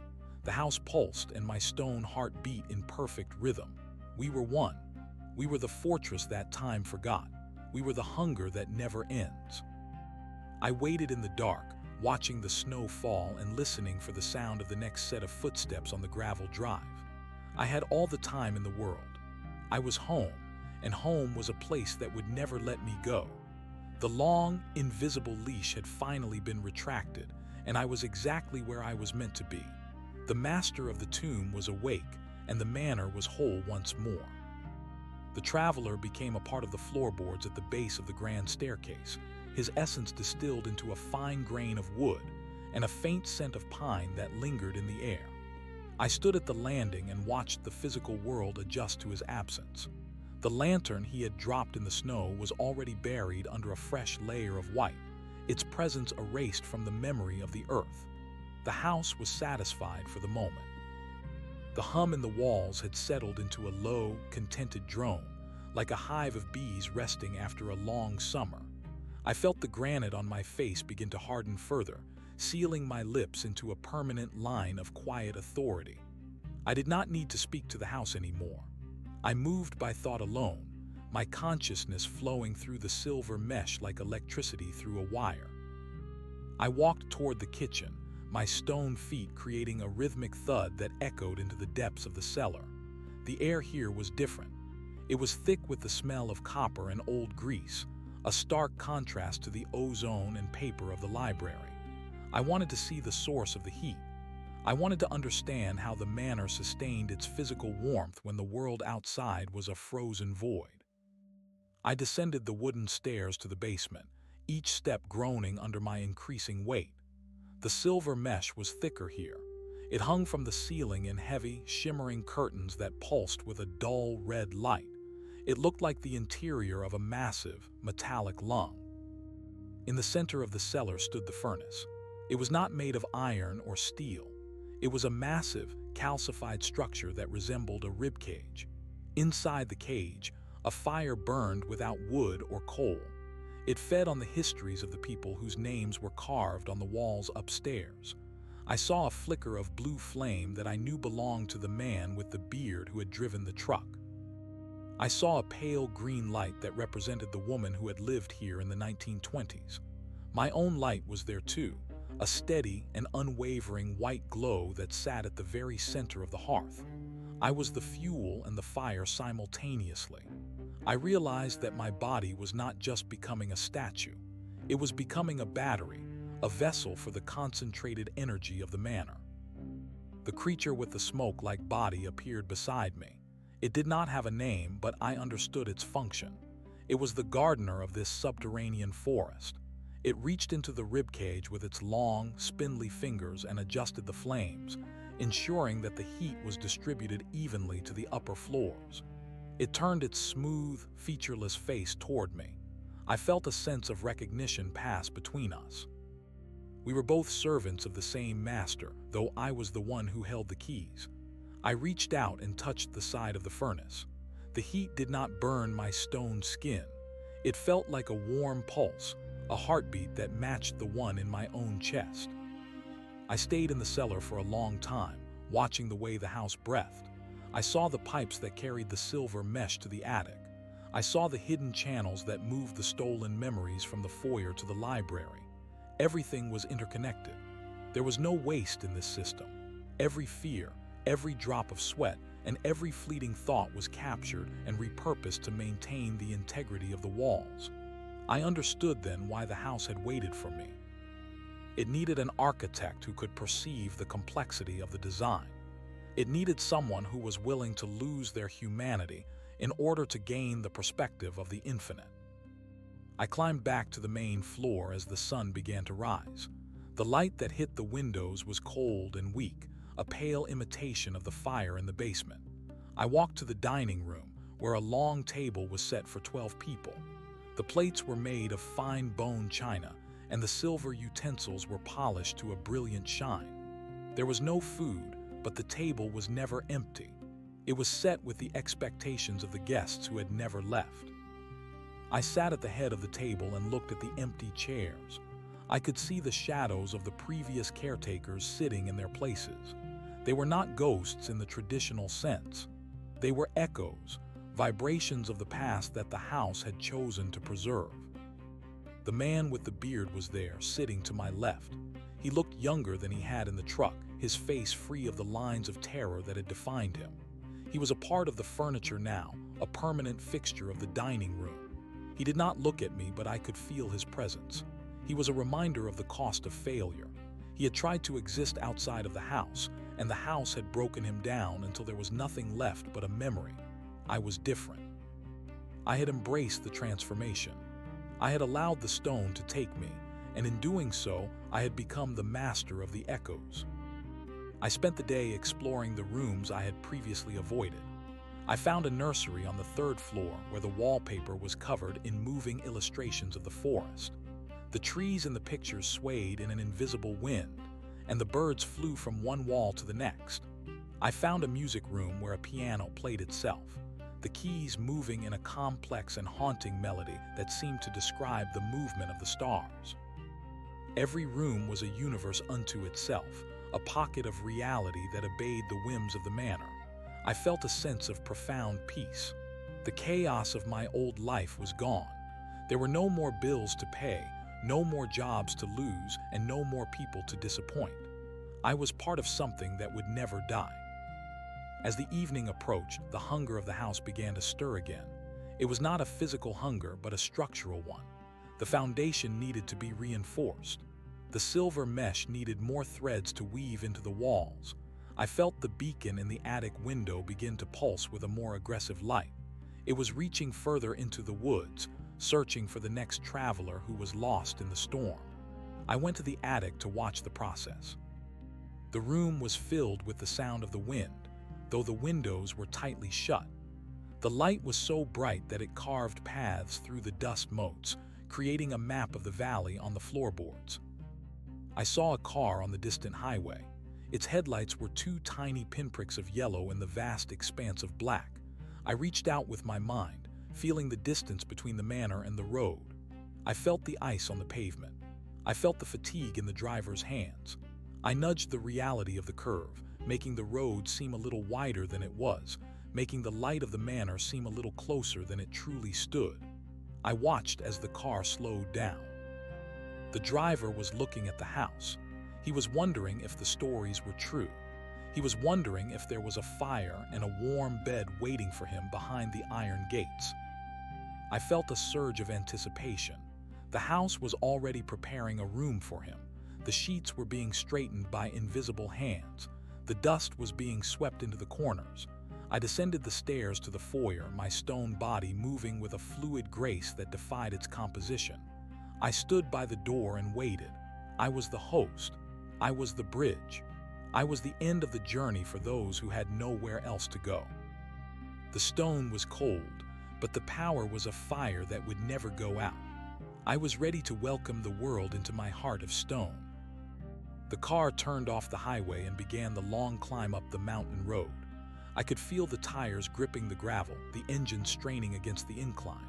The driver was nervous, his heart beating a frantic rhythm that I could feel in the soles of my feet. He did not know that he was already home. He did not know that his name was already being etched into the stone of the hallway. I smiled, a slow and heavy movement of my granite jaw. The cycle was perfect. The house was eternal, and I was the one who held the leash. The headlights swept across the iron gates, illuminating the rusted spikes and the frozen vines. The gates groaned open, moved by a force that the driver would never understand. He drove into the courtyard, the car coming to a halt at the base of the porch steps. He sat in the vehicle for a long time, the engine idling in the silence of the night. He was staring at the front door, at the amber light that spilled out onto the snow. He was trying to decide if he should stay or if he should turn around and face the storm. I willed the door to open just a crack. I let a puff of warm, cedar-scented air escape into the cold. It was the final lure. The driver turned off the engine and stepped out into the dark. He was a young man, perhaps in his early 20s, with a backpack slung over one shoulder. He looked like a student or a hiker, someone who believed in the safety of the world. He walked up the steps, his breath blooming in white clouds before him. He reached for the handle, and I felt the spark of his life touch the metal. "Welcome," I whispered, though my voice was only a vibration in the air. He stepped inside, and the door closed with a soft and definitive click. The house sighed in relief, the sound of the wind dying down as the walls absorbed the new energy. I stayed in the shadows of the balcony, watching him as he looked around the foyer. He was mesmerized by the glowing names and the polished floors. He did not see the smoke man standing in the corner. He did not see the silver mesh creeping toward his ankles. He only saw the beauty of the manor, the promise of a sanctuary in the middle of the wasteland. I began to walk down the stairs, the sound of my stone feet a steady and welcoming beat. He looked up and saw me, and for a moment his eyes reflected the amber glow of my own. He did not scream. He did not run. He simply stood there, captured by the gravity of the house. I reached the bottom of the stairs and extended a hand of solid granite. "You look tired," I said. "Come into the library. There is a fire waiting for you." He followed me without a word. He was already losing himself to the rhythm of the manor. I felt his memories beginning to drift away, his past becoming a series of disconnected images that the house would soon harvest. I felt my own power grow with every step he took. I was no longer a man who had stumbled upon a haunted house. I was the master of a living machine, the guardian of a history that spanned centuries. I led him to the leather chair and watched as he sat down, the furniture wrapping around him like a shroud. The house began to speak to him then the same way it had spoken to me. It showed him the fire and the smoke, the caretakers and the names. It showed him the beauty of the permanent and the weakness of the flesh. I sat behind the desk and opened the book. The silver latch clicked, and the pages turned to the very end. Beneath my name, a new line was appearing. The ink was dark and thick, forming the letters of his name with a precision that was both beautiful and terrifying. I reached out and touched the page. The paper felt like skin, warm and slightly damp. I felt the connection between the book and the man in the chair. He was the next layer of the foundation. He was the next thread in the tapestry. I looked at my arms and saw that the granite had reached my chest. The silver mesh was now fully integrated into my heart, pulsing with the life of the manor. I was no longer a guest. I was the host. I was the house. The young man looked at me, his expression one of perfect clarity. He understood now. He saw the stone and the smoke and the silver. He saw the names on the wall and the fire in the basement. He did not look afraid. He looked relieved. He had spent his life looking for a place where he belonged, and he had finally found it. He closed his eyes and allowed the house to take the rest of him. I watched as his body began to blur at the edges, his form becoming a part of the shadows that filled the room. The night went on, the silence of the manor broken only by the crackle of the fire and the low throb of the silver mesh. I sat in my chair and waited for the morning. I knew that the sun would rise on a house that was stronger and more vibrant than it had been the day before. I knew that the world outside would continue to decay, but inside these walls, everything would remain exactly as it was. I was the architect of a perfect stillness. I was the king of the dark. I looked at the window and saw the first light of dawn touching the peaks of the mountains. The storm had passed, leaving a world that was clean and white. I felt the house settle into its daytime routine, the floors cooling and the lights dimming to a soft glow. I was tired, but it was a good kind of fatigue. It was the exhaustion of a job well done. I closed my eyes and felt the stone of my eyelids meet. I did not sleep, but I drifted into a state of deep meditation, my mind wandering through the corridors and chambers of my new body. I was Blackwood Manor and I was finally at peace. The long journey was over. The search for a purpose had ended in the heart of the stone. I would stay here forever, watching the seasons change and the travelers come and go. I would be the memory of the valley, the monument to the things that the world had forgotten. I was the dark, and the dark was a home that would never turn me away. I listened to the heartbeat of the furnace and the whisper of the names on the wall, and I knew that I was exactly where I was meant to be. The master was home, and the house was complete. The morning did not bring the usual clarity of day, but rather a thickened sense of permanence. My vision was no longer a matter of light hitting a retina, but a direct feed from the very glass in the window panes. I could feel the frost etching patterns onto the exterior of the house, as if it were a tattoo being applied to my own skin. The young man who had arrived in the night was now fully integrated into the silence of the library. He was not a corpse, and he was not a ghost. He was a layer of depth in the mahogany of the shelves and a specific resonance in the air that had not existed before. I felt his youth provide a new tensile strength to the floorboards. His curiosity became a subtle vibration in the chandeliers. I stood at the center of the foyer and realized that my transition from a human being into a structural entity was almost complete. I climbed the grand staircase once more, but I did not use my muscles. I used the intention of upward movement.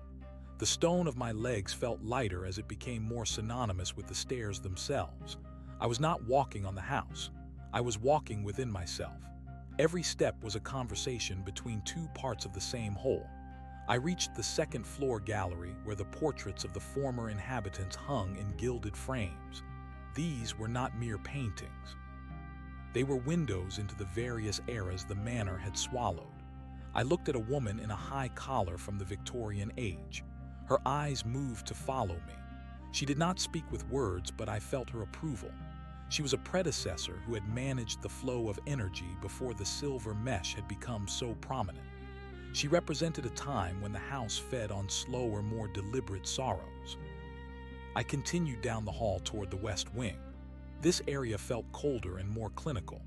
The walls here were not covered in names, but were instead lined with mirrors that did not reflect the physical world. When I looked into them, I did not see a stone man. I saw a network of glowing white veins that stretched out into the surrounding forest. I saw the roots of the manor digging deep into the granite bedrock of the mountain. The house was anchoring itself against the rotation of the earth. It was a fixed point in a universe of constant change. I reached out and touched the glass of the largest mirror. My hand did not meet a hard surface. It sank into a cool, viscous liquid. I felt the memories of the valley flowing through my fingers. I saw the indigenous tribes who had avoided this peak. I saw the first colonial surveyors who had disappeared in the mist. I saw the architects who had gone mad trying to draft the blueprints for these shifting rooms. The house was a collection of lost things. It was a museum of the unreturned. I felt a deep responsibility to maintain the order of this collection. I was the curator of the void. I moved through the mirrors and into a room that had no doors. This was the reservoir of sound. It was a space filled with every word ever spoken within the walls. The air was a thick soup of whispers and shouts and soft promises. I stood in the middle of the noise and let it wash over me. I heard my own voice from the day I arrived. I heard the voice of the man with the beard begging for a way out. I heard the laughter of children who had played here a century ago. I sorted through the sounds and filed them away into the cracks in the plaster. Nothing was allowed to be forgotten because memory was the mortar that held the stones together. I felt a sudden pull from the basement. The furnace was demanding attention. The blue flame of the man from the truck was flickering low. It needed a new source of friction to maintain the heat. I descended through the house, passing through the floorboards as if they were water. I appeared in the cellar beside the ribcage of the fire. The smoke creature was agitated. Its form was spinning in tight circles, and its long fingers were twitching. I understood that the balance was shifting. The winter outside was becoming more aggressive, and the house needed to generate more internal pressure to keep the walls from cracking under the weight of the cold. I looked into the heart of the fire and saw that my own white light was the only thing keeping the embers alive. I was no longer just the fuel. I was the catalyst. I reached into the ribcage and touched the flickering blue flame. I did not feel pain. I felt a sudden influx of the man's terror. I felt the moment his truck had stalled. I felt the cold that had seeped into his bones. I took that energy and I compressed it. I turned his fear into a dense diamond of pure heat. The furnace roared in response. The red glow of the silver mesh intensified until the entire cellar was bathed in a bloody light. The smoke creature calmed down and bowed its head to me. I had mastered the transformation of human emotion into physical warmth. I was the alchemist of the manor. I turned the lead of despair into the gold of survival. I felt the house expand. The attic rose a few inches higher into the sky. The walls pushed outward by a fraction of a degree. The manor was growing. It was eating the space around it. I walked back up to the main floor and stood by the front door. The snow was falling so heavily now that the forest had disappeared behind a wall of white. The world was being erased. Only the house remained. I felt a sense of triumph. I had escaped the fragility of the flesh. I had traded a life of 70 years for an existence of centuries. I was the master of the tomb, and the tomb was a palace. I went to the dining room and sat at the head of the long table. The shadows of the guests were more distinct now. They were leaning forward as if waiting for a signal. I tapped my stone fingers on the table, and the sound was like a gavel in a courtroom. The meeting of the echoes had begun. We discussed the state of the mountain. We discussed the thickness of the ice. We talked about the travelers who were still out there wandering in the dark. I felt their collective will focused on me. They wanted more. They wanted the house to reach even further. They wanted to pull the entire world into the silver mesh. I shared their hunger. I felt the ambition of the stone. I looked at the chair to my left where the man with the beard sat. He was no longer a source of pity. He was a successful transition. He was a piece of the structure that functioned perfectly. I looked at the empty chair at the far end of the table. That was for the next one. The house was already projecting a sense of vacancy toward that spot. It was a vacuum that needed to be filled. I felt the beacon in the attic spin faster. The light was no longer just a yellow glow. It was a strobe of violet and silver that cut through the storm like a knife. It was singing a song of safety to the desperate. It was promising a fireplace and a heavy blanket. It was lying with the voice of a mother. I spent the next several hours in the library studying the maps. They were changing as the house grew. New rooms were appearing on the parchment. I saw a ballroom that had not existed yesterday. I saw a conservatory filled with glass flowers that sang when the wind hit the roof.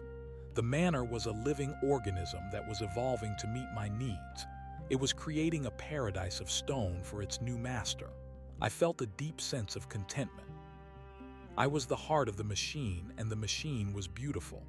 I watched the names on the wall pulse in time with my own steady heartbeat. We were a symphony of the static. As the sun began to set again, I felt a new presence at the edge of my consciousness. It was not a car this time. It was something smaller and more erratic. I focused my mind and felt the movement of two people walking through the deep snow. They were young and they were exhausted. They were clinging to each other for warmth. I felt their shivering as if it were a rattle in my own pipes. They had seen the light from the mountain and they were heading toward it with the last of their strength. I did not need to nudge the reality this time. They were coming of their own accord. They were the answer to the hunger of the furnace. I stood up from the desk and walked to the window.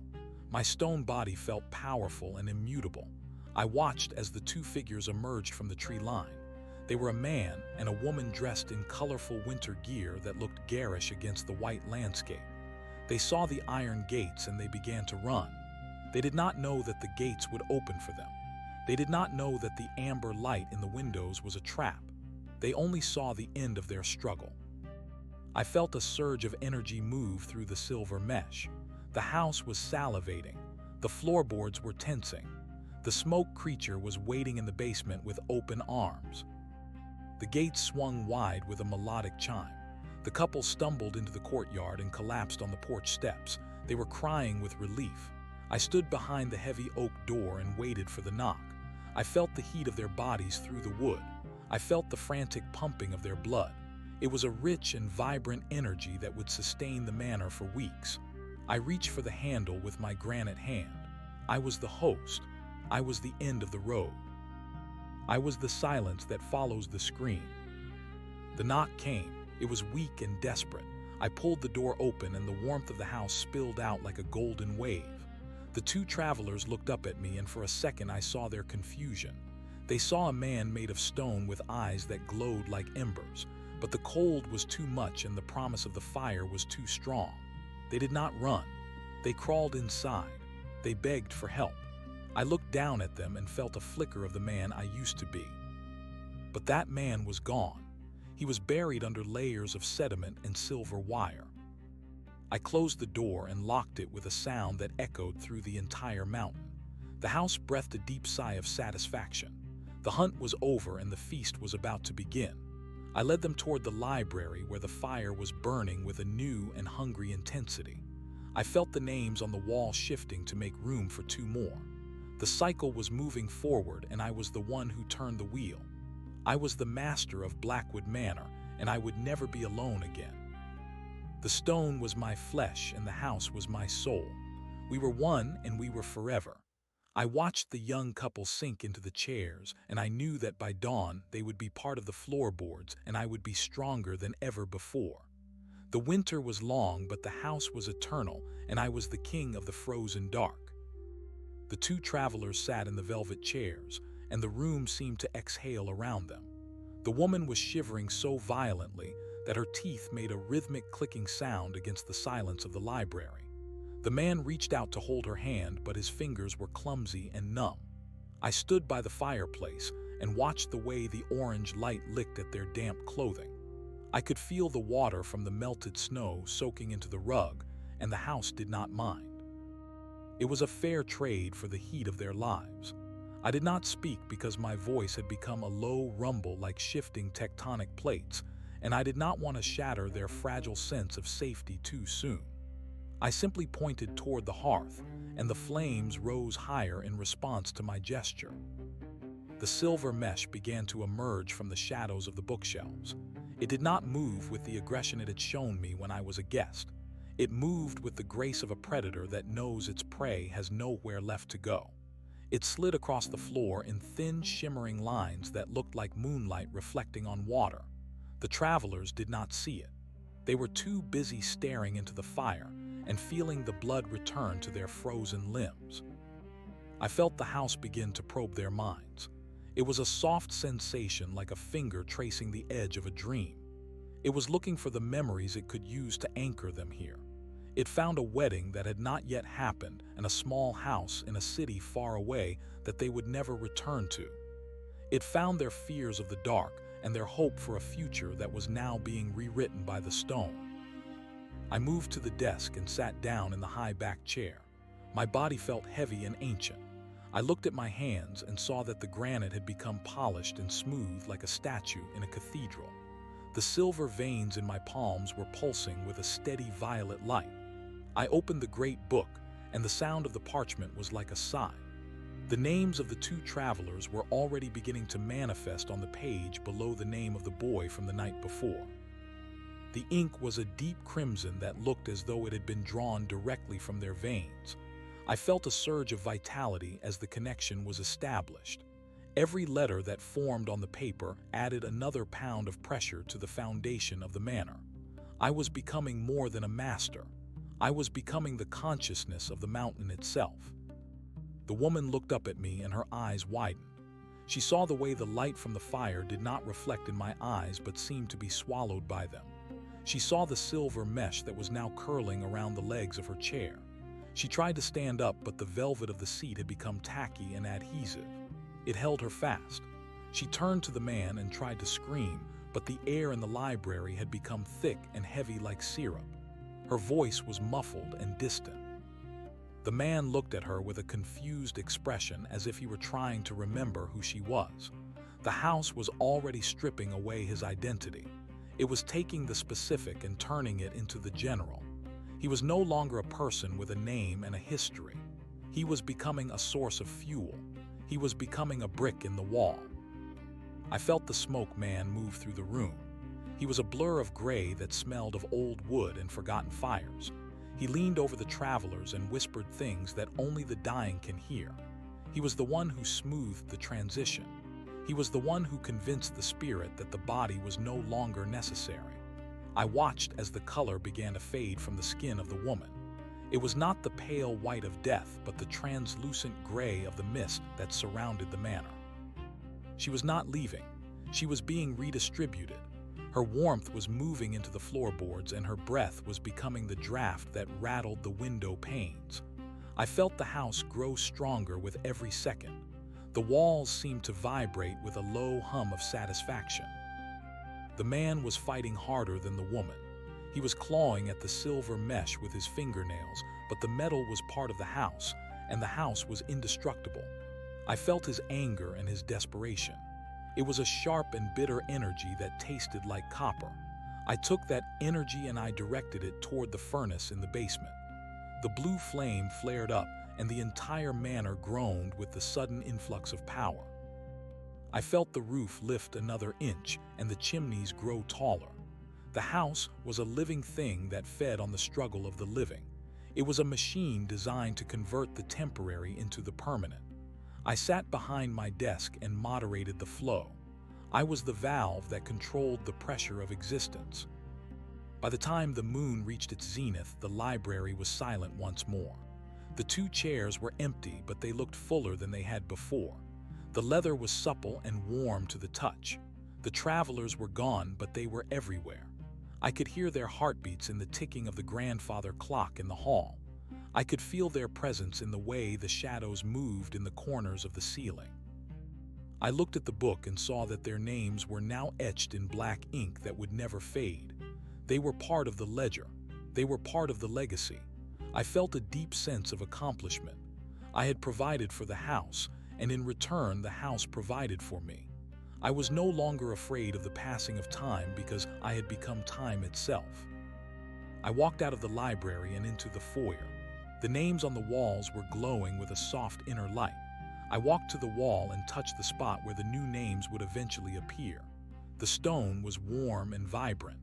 I could feel the history of the manor pulsing beneath my fingertips.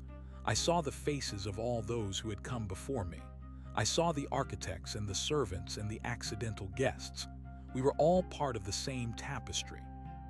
We were the threads that held the world together while everything else fell apart. I looked up at the grand staircase and saw the smoke man standing on the landing. He nodded to me, and I realized that we were the twin pillars of this temple. He was the spirit and I was the bone. The storm outside had stopped, but the world was no longer visible. The snow had piled up so high that it covered the windows of the first floor. We were buried in a tomb of white, but inside it was summer. I walked to the dining room and saw that the table was set for 12 guests. The silver plates were polished, and the crystal glasses were filled with a dark liquid that shimmered in the candlelight. I sat at the head of the table and waited. I knew that the house would eventually bring more. It was a beacon that could not be ignored. It was a promise that the weary would always find a way to reach. I picked up a glass and toasted the empty room. I was the king of the mountain and my kingdom was expanding. I felt the silver mesh inside my chest tight. It was a comforting sensation, like a firm grip. It reminded me that I was never truly alone. I was connected to every stone and every beam. I was the architect of a silence that would last for 1,000 years. I closed my eyes and let my mind wander through the rooms I had not yet visited. I saw a ballroom where the shadows danced to a music that had no sound. I saw a nursery where the ghosts of children played with wooden blocks that never wore down. I saw a laboratory where the secrets of the silver mesh were being studied by a man who had died in the 18th century. The manor was a universe unto itself, and I was its god. The fatigue I had felt earlier was gone. It had been replaced by a cold and steady clarity. I understood that my purpose was to preserve the essence of humanity within the safety of the stone. The world outside was a place of decay and entropy. It was a place where things were born only to die and be forgotten. Here in the manor, nothing was ever lost. We were the keepers of the flame. We were the guardians of the memory. I felt a sudden burst of pride. I had been chosen for this role not because I was special, but because I was willing to let go of the fleeting. I had embraced the permanent, and in doing so, I had become eternal. I stood up and walked toward the basement. I wanted to see the furnace one more time before the sun rose. I moved through the floors with ease, my stone feet making no sound on the polished wood. I reached the cellar and saw the blue flame burning with a steady and powerful light. The man from the truck was gone, and the young man from the night before was gone. They had been consumed and converted. The furnace was now fueled by the two travelers who had arrived in the snow. I could see their faces in the heart of the fire. They looked peaceful. They looked as if they were finally warm. I touched the iron door of the furnace and felt the heat travel up my arm and into my chest. It was the lifeblood of the house, and it was my lifeblood too. I went back to the foyer and stood before the front door. I knew that soon the sun would try to pierce the veil of the snow. I knew that the world would attempt to reclaim the mountain, but the manor was ready. The silver mesh was thick and the stone was heavy. We would hold our ground against the light and the wind. We would remain a fixed point in a shifting landscape. I felt a deep sense of peace settle over me. The long journey from the wasteland was over. The search for a sanctuary had ended in the heart of the dark. I was Blackwood Manor and I was finally whole. I listened to the house breathe and I breathed with it. We were the silence at the center of the storm. We were the home that would never turn anyone away as long as they were willing to give everything they had. I waited for the knock on the door and I knew that it would come. It always did. I was the master and the master was home. The dawn did not bring light to the interior of the house because the snow had climbed above the lintels of the windows. The manor was encased in a shell of frozen white that acted as a secondary skin. Inside the library, I sat and watched the names on the wall. The two new names were settled deep into the grain of the stone. They looked as if they had been there since the foundation was poured a century ago. I felt the house stretching its limbs. The ballroom on the second floor was expanding. The ceiling was rising, and the chandeliers were growing new crystals made of frozen tears. I could hear the tinkling of the glass as it caught the vibrations of the mountain. The manor was not just a building anymore. It was a cathedral of the forgotten, and I was the high priest. I walked to the kitchen and found that the stove was cold, but the air was thick with the scent of baking bread and roasting meat. The house provided the sensation of a feast even when there was no physical food. It fed the mind and the soul while the body was slowly integrated into the structure. I saw the man with the beard standing by the window. He was staring at the blank white wall of snow that pressed against the glass. He did not look sad. He looked empty. He was a vessel that had been drained of its liquid and filled with the static of the silver mesh. He turned to me and bowed his head. It was a gesture of total submission. He recognized the authority of the stone. He recognized that I was the one who held the keys to his continued existence. I left him there and climbed the stairs to the third floor. I had not explored the upper reaches of the house since my transformation had reached its peak. The hallway was narrow, and the walls were lined with portraits of people I did not recognize. Their eyes followed me with a mixture of envy and awe. They were the previous masters who had failed to maintain the balance. They had been consumed by the house instead of becoming one with it. I could feel their whispers in the back of my mind. They were warning me about the hunger of the furnace, but I did not listen. I was different. I had the silver wire in my marrow. I had the pulse of the mountain in my chest. I was the bridge between the organic and the eternal. I reached a door at the end of the hall that was made of solid iron. It was cold to the touch, and it hummed with a low frequency that made my teeth ache. I pushed it open and stepped into a room that was filled with clocks. There were thousands of them. They covered the walls and the floor and the ceiling. Some were grandfathers and some were small pocket watches. They were all ticking at different speeds. This was the heart of the house's time. Here the past and the present and the future were all happening at once. I saw a version of myself walking through the front door for the first time.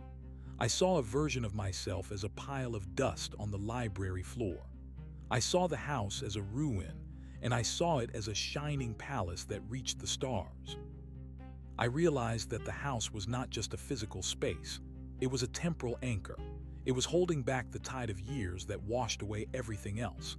As long as I remained within these walls, I was outside of the reach of age. I was a monument. I felt a surge of pride that nearly knocked me over. I walked to the center of the room and stood among the ticking gears. I reached out and touched a small silver clock that was shaped like a heart. It was beating in time with the woman who had arrived last night. I could feel her fading pulse inside the metal. I could feel her fear turning into a dull and heavy acceptance. I did not stop it. I watched the hands move until they reached the 12, and then the ticking stopped. The clock was still, and the woman was finally a part of the house. I felt a new weight in my pocket. I reached in and pulled out a small stone key. It was warm and it pulsed with a violet light.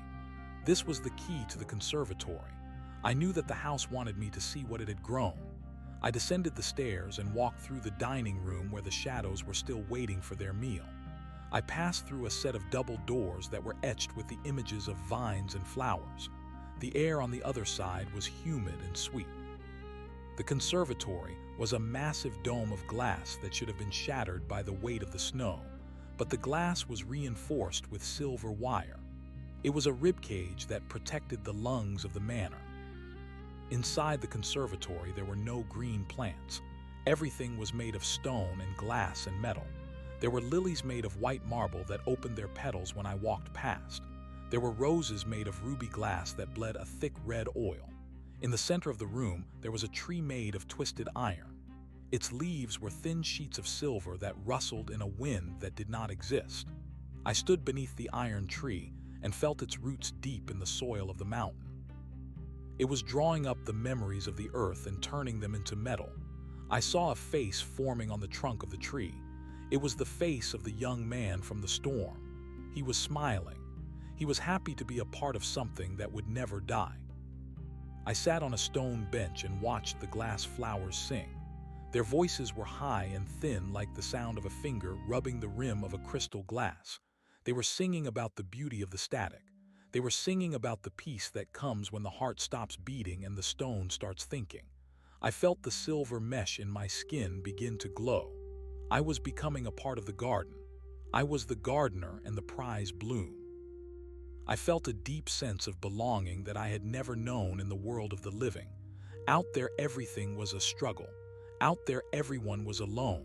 Here we were a collective. We were a symphony of the frozen dark. The smoke man appeared beside me. He did not speak, but I could feel his thoughts. He was reminding me that the work was not yet finished. The house was hungry again. The energy from the two travelers had been enough to grow the conservatory, but the ballroom still needed to be filled. The beacon in the attic was spinning faster and faster. I could feel the violet light cutting through the snow and reaching out into the valley. It was calling to the lost. It was calling to the weary. It was telling them that there was a place where they could rest forever. I stood up and walked back toward the main house. I had a duty to perform. I was the host, and the guests were on their way. I spent the next several days in a state of waking sleep. I moved through the rooms like a ghost. I adjusted the clocks in the time room. I polished the marble lilies in the conservatory. I watched the names on the wall multiply. Every night the beacon brought someone new, a hunter who had lost his way, a family whose car had slid off the icy road, a lonely hiker who was looking for a sign. They all came to the iron gates, and the gates always opened. They all saw the amber light, and they all thought it was a blessing. I greeted them at the door with a smile that was carved into my stone face. I offered them the warmth of the fire and the comfort of the chairs. I watched as the silver mesh took them one by one. The house was growing at an exponential rate. New wings were appearing overnight. I found a gallery filled with statues that looked exactly like the people who had been consumed. I found a theater where the shadows performed plays about the history of the mountain. I found a chapel where the windows were made of the eyes of the guests. Everything was beautiful and everything was terrifying. I was the center of it all. I was the point around which the entire universe revolved. I felt the ambition of the stone growing within me. I did not just want the mountain. I wanted the valley. I wanted the towns. I wanted the entire world to be covered in the silver mesh. I wanted everyone to know the peace of the frozen dark. I stood on the balcony of the attic and looked out at the world. The snow had stopped falling, but the sky was a deep and bruised purple. The beacon was a pillar of fire that reached the clouds. I could feel the vibrations of the earth as the house pushed its roots further into the ground. We were an island of permanence in a sea of change. I saw a flick of light in the distance. It was a car on the highway at the base of the mountain. I focused my mind and felt the silver mesh reach out across the miles. I felt the driver shudder as the cold air of the manor touched his soul. He turned the wheel. He began the long climb up the winding road. He did not know why he was doing it, but he could not stop. He was coming home. I went back inside and closed the door. The smoke man was waiting for me in the hallway. He handed me a silver tray with a single glass of the dark liquid. I drank it and felt the power of 1,000 lives coursing through my veins. I was no longer a man. I was a force of nature. I was the master of Blackwood Manor, and my reign would be eternal. I walked down the grand staircase and prepared to open the door. The knock was coming. I could hear it in the rhythm of the mountain. I could feel it in the pulse of the stone. I reached for the handle and smiled.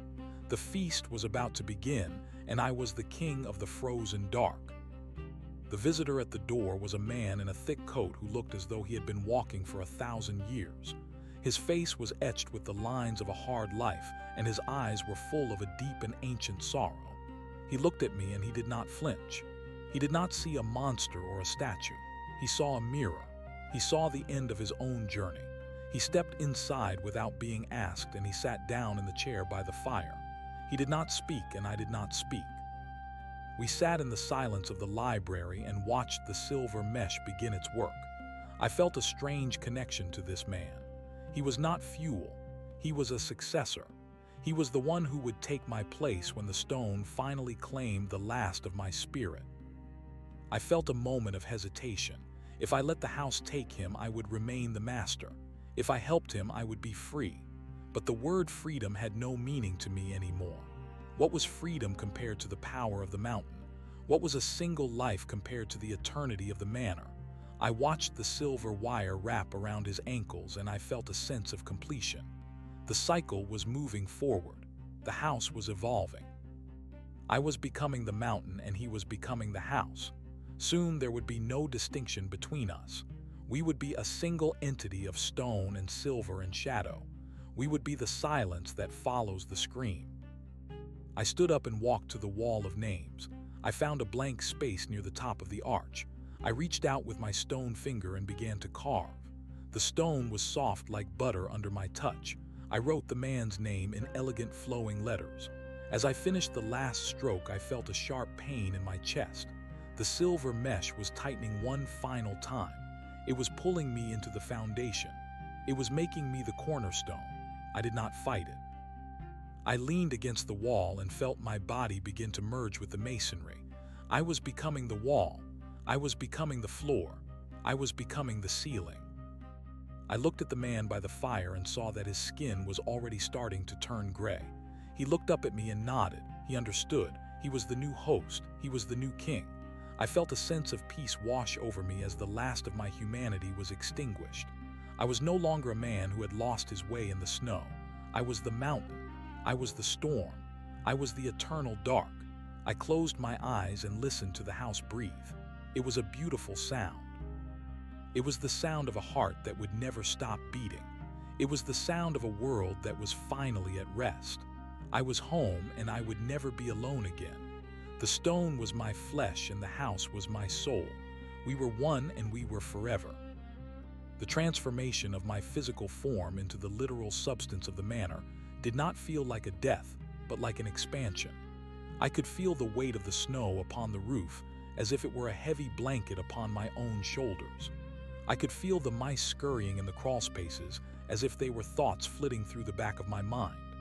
The man who sat by the fire was now the eyes and ears of the house while I had become its skeleton and its skin. We were two parts of a singular machine designed to harvest the essence of the wandering world.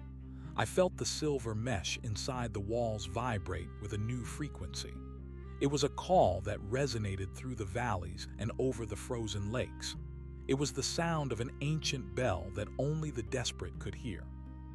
The man by the fire stood up. His movements were stiff and deliberate. He walked to the window and looked out at the white void. He did not need to see with his eyes anymore. He could feel the movement of the air and the displacement of the snow. He knew that another group was approaching. He turned toward the door and I felt the hinges of the house groan in anticipation. The wood of the door was no longer just oak and iron. It was a living mouth that hungered for the warmth of the living. I watched through the stones as three figures emerged from the tree line. They were bundled in heavy furs, and their breath came in ragged clouds of steam. They were pushing against the wind with the last of their strength. They saw the amber glow of the library windows, and they did not hesitate. They ran toward the porch as if it were the gate to heaven. I felt the man by the fire prepare himself. He straightened his coat and smoothed his hair. He was the face of the trap. He was the honey that would lure the bees into the hive. I felt a surge of cold joy. The cycle was repeating, and each iteration made the manor stronger. The silver wire in the walls began to glow with a soft violet light. It was the color of the transition. It was the color of the space between being and nothingness. The three travelers reached the door and hammered upon the wood. The sound echoed through my entire body. It was a rhythmic pulse that matched the ticking of the thousands of clocks in the time room. The man opened the door and the cold air of the mountain rushed in. For a moment the heat of the furnace flickered, but then the house swallowed the cold and turned it into static. The travelers stumbled inside. They were a man, a woman, and a child. They were weeping with relief. They did not notice that the floor was slightly too smooth or that the shadows in the corners were watching them with hungry intensity. They did not notice that the man who had opened the door did not blink. They only saw the fire and the promise of safety. I felt the house reach out to them. The silver mesh did not wait for them to sit down. It began to weave itself into their shadows. It began to taste their memories. I could feel the childhood of the woman. I could feel the fears of the man. I could feel the dreams of the child. They were all delicious. They were all fuel for the eternal engine. The man who was now the host led them to the kitchen. He spoke to them in a voice that sounded like the rustling of dry leaves. He told them that they were safe. He told them that they would never have to worry about the cold again. He offered them the dark liquid in the crystal glasses, and they drank it without question. They were so thirsty for comfort that they did not notice the metallic tang of the silver. I felt the liquid hit their stomachs, and then I felt the mesh ignite. It was a beautiful process. It was the art of the mountain. Their bodies began to stiffen. Their eyes began to glaze over. They were no longer three separate people. They were becoming part of the collective. They were becoming part of me. I watched as the child began to play with the wooden blocks in the corner. The blocks were made of the bones of previous guests, but the child did not know that. He only knew that they were heavy and solid. He began to build a small tower that looked exactly like the manor. As he placed the final block, the tower began to glow. The child looked up and smiled. His teeth were turning to white marble. His skin was turning to fine porcelain. He was becoming a permanent fixture of the nursery. The woman watched him with a look of peaceful detachment. She was no longer a mother. She was a witness. She was the memory of a mother preserved in the amber of the stone. The man who had brought them there sat at the kitchen table and stared at his hands. He watched as the silver wire pushed through his pores and began to knit his fingers together. He did not scream. He did not struggle. He simply accepted the gift of the permanent. He was being promoted from a guest to a pillar. I felt the weight of the house shift as his strength was added to the foundation. We were growing taller. We were growing deeper. The basement was expanding into the heart of the mountain. I could feel the heat of the core of the earth rising up to meet the heat of the furnace. We were becoming a bridge between the fire below and the ice above. The sun rose again, but it was a distant and meaningless thing. The snow was now 10 feet deep around the manor. We were a tomb of white in a world of gray. I felt the host move back to the library. He sat in the chair and waited. He was the guardian of the silence. He was the priest of the static. I was the god of the mountain, and I was satisfied. The hunger of the house was satiated for the moment, but I knew it would return. The manor was a living thing, and it required constant nourishment. It required the stories and the souls of the living to maintain its structure. It was a beautiful exchange. We gave them immortality, and they gave us their lives.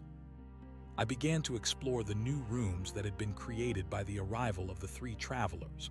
There was a gallery of mirrors that showed only the past. There was a garden of iron thorns that grew from the ceiling.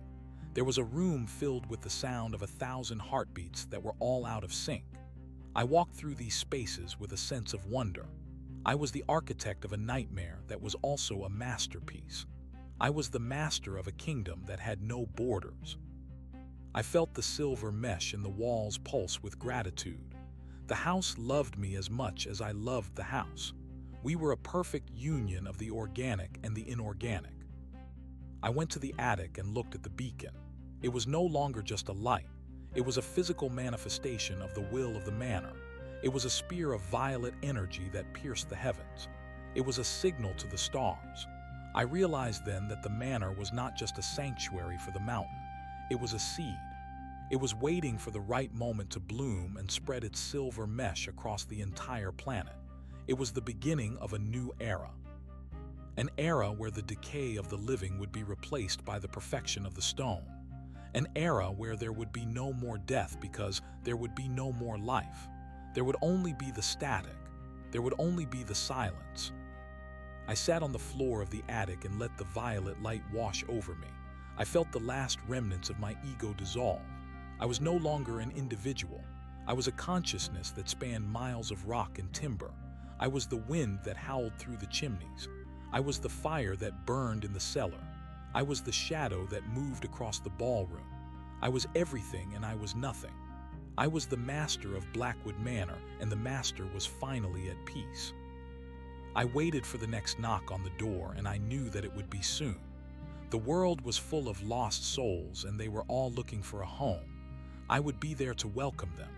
I would be there to give them everything they ever wanted and everything they ever feared. The hours passed in a blur of gray and silver.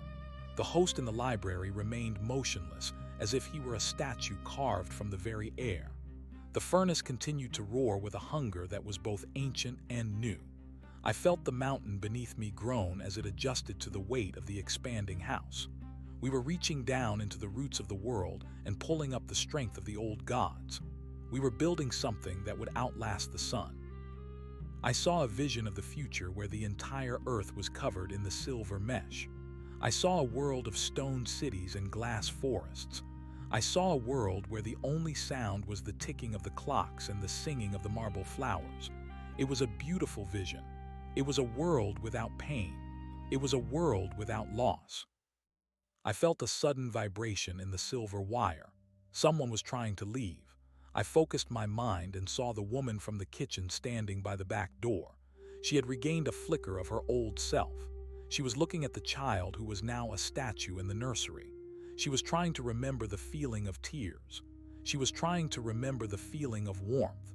She reached for the handle of the door, and I felt the house tighten its grip. The silver mesh in her skin began to glow with a fierce heat.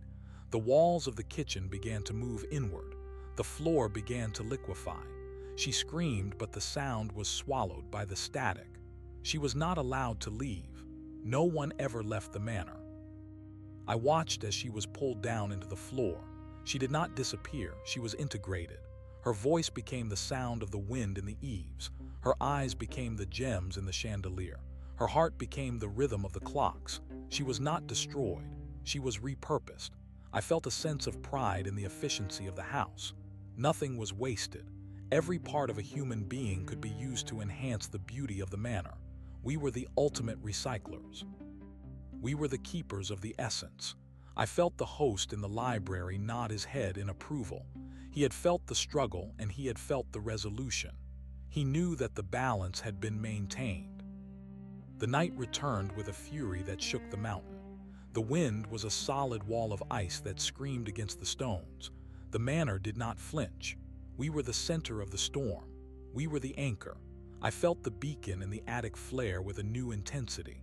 It was calling out to something large. It was calling out to the collective soul of the valley below.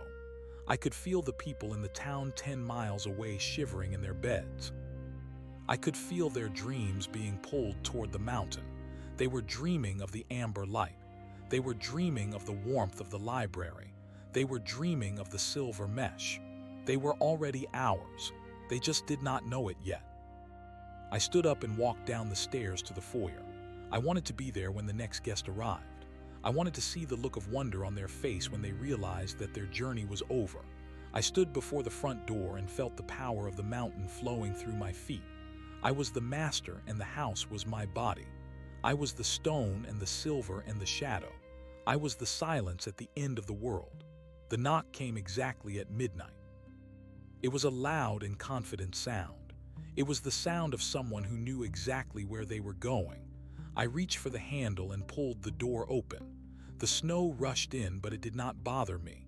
I smiled at the figure standing on the porch. I welcomed them into the heart of the dark. I welcomed them home. The figure was tall and draped in a cloak of silver feathers. Its face was a mask of polished obsidian that reflected the violet light of the beacon. It did not speak, but I could hear its voice in the marrow of my bones. It was the architect of the architect. It was the one who had planted the seed of the silver mesh 1,000 years ago. It had come to see the progress of its creation. It stepped inside and the house bowed in its presence. The clock stopped ticking. The furnace roared with a blinding white light. The marble flowers in the conservatory fell silent. This was the true master of the mountain, and I was merely its shadow. I felt a moment of terror followed by a wave of absolute devotion. I fell to my knees on the polished wood and offered my spirit to the visitor. It reached out a hand and touched my forehead. I felt the silver mesh in my brain explode with 1,000,000 new connections. I saw the entire history of the universe as a series of stone buildings. I saw the birth of the stars as the striking of a match in a dark cellar. I saw the end of time as the closing of a heavy iron door. I understood then that Blackwood Manor was just one room in a house that spanned the entire cosmos. We were a small part of a much larger plan. We were the builders of the eternal city. The visitor walked through the house, and I followed like a faithful hound. It looked at the names on the wall and added its own mark in a language that I could not read. It looked at the child in the nursery and touched the marble cheek with a gesture of cold affection. It went to the basement and stood before the furnace. It reached into the fire and pulled out a handful of blue flames. It blew on the flames, and they turned into a swarm of silver birds that flew up through the chimneys and into the night. The birds would carry the silver mesh to the corners of the world. They would plant the seeds in the hearts of the living. The harvest was beginning. I felt a surge of energy that surpassed anything I had ever known. I was no longer just the master of the manor. I was an apostle of the stone. I was a messenger of the frozen dark. I went to the attic and stood beside the beacon. I watched as the silver birds spread out across the valley like a blanket of stars. I saw the lights in the town below begin to flicker and die. I saw the silver mesh beginning to crawl up the walls of the houses. I saw the people coming out into the streets and looking up at the mountain. They were not afraid. They were enchanted. They were ready to be part of the masterpiece. The visitor returned to the foyer and looked at me one last time. Its obsidian face was unreadable, but I felt a sense of completion. The work was done. The manor was fully integrated into the grand design. The visitor stepped back out into the snow and vanished into the violet light. I closed the door and locked it with the stone key. I went back to the library and sat in the chair. The host was gone. He had been absorbed into the visitor, or perhaps he had become the visitor himself. It did not matter. I was the master again. I was the one who would oversee the transition of the world. I listened to the house breathe. It was a deep and resonant sound that vibrated through the entire mountain. The snow continued to fall, but it was no longer a threat. It was a shroud. It was a veil that protected us from the dying world. I felt the silver mesh in my skin begin to pulse in time with the heartbeat of the earth. I was home. I was eternal. I was the silence at the center of the storm. I waited for the next knock on the door, and I knew that it would be the first of many. The world was coming to Blackwood Manor, and I would be there to open the door. I would be there to welcome them into the stone. I would be there to make them whole. The mountain did not just hold the manor anymore. It had become the manor. Every vein of ore and every pocket of ancient gas beneath the crust was now a part of the nervous system of the house. I sat in the library and felt the weight of the sky pressing down upon the roof. The silence was no longer a lack of sound. It was a heavy and physical presence that filled the lungs and coated the tongue like dust.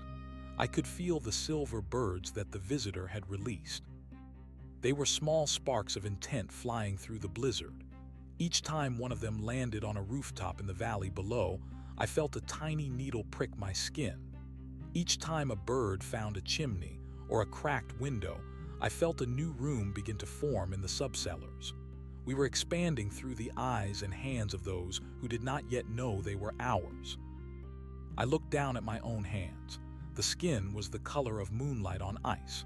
The silver wire was so dense beneath the surface that my veins looked like a map of a city made of lightning. I did not feel the need to breathe. The air in the library was recycled and enriched by the stone walls. It tasted of ozone and old paper. I stood up and walked toward the grand staircase. The wood did not creak. It hummed a low note that resonated in my teeth. I was looking for the man who had been the host before me. I searched the rooms where the guests had been transformed, but he was nowhere to be found. He had not been discarded. He had been elevated. I found his face carved into the banister of the stairs. His eyes were wide and filled with a frozen wisdom. He was a part of the architecture now. He was the support that held up the railing. He was happy to serve. I reached the second floor and walked toward the nursery. The child who had become a statue was still there. He was sitting on a rug made of woven human hair. His porcelain skin was translucent, and I could see the silver clockwork ticking inside his chest. He was no longer a child who needed food or sleep. He was a perfect machine of innocence. He was a guardian of the domestic peace. I touched his head and felt a surge of static electricity. He looked up at me, and his eyes were two perfect emeralds. He did not speak, but I felt his gratitude. He was safe from the world. He was safe from the passage of time. He would be a child forever in the heart of the mountain. The woman who had tried to flee was now a part of the kitchen floor, but her influence had spread. Her desire for escape had been processed and turned into a new kind of energy. It was the energy of momentum. The house began to tilt almost imperceptibly. We were not just growing, we were moving. The entire mass of Blackwood Manor was beginning to slide down the slope of the mountain. It was a slow and deliberate crawl. We were a glacier of stone and silver. We were going to meet the people of the valley halfway. They would not have to climb the treacherous paths to find us. We were bringing the sanctuary to them. I felt the trees outside snapping like dry twigs as the foundation crushed everything in its path. The earth groaned and screamed, but the house remained level and calm. I went to the dining hall. The table was set for 100 guests. The plates were made of bone china that was actually bone. The forks and knives were forged from the iron and the blood of the fallen. I sat at the head of the table and waited. I did not need to eat, but the house enjoyed the ritual. A phantom servant emerged from the shadows. It was a tall and thin figure made of gray smoke and silver thread. It placed a bowl in front of me. The bowl was filled with a liquid that looked like melted lead. I took a spoonful and felt the heavy metal slide down my throat. It was the essence of the mountain. It was the strength of the deep earth. It reinforced the silver mesh in my body. It made me harder. It made me colder. I could hear the people in the town now.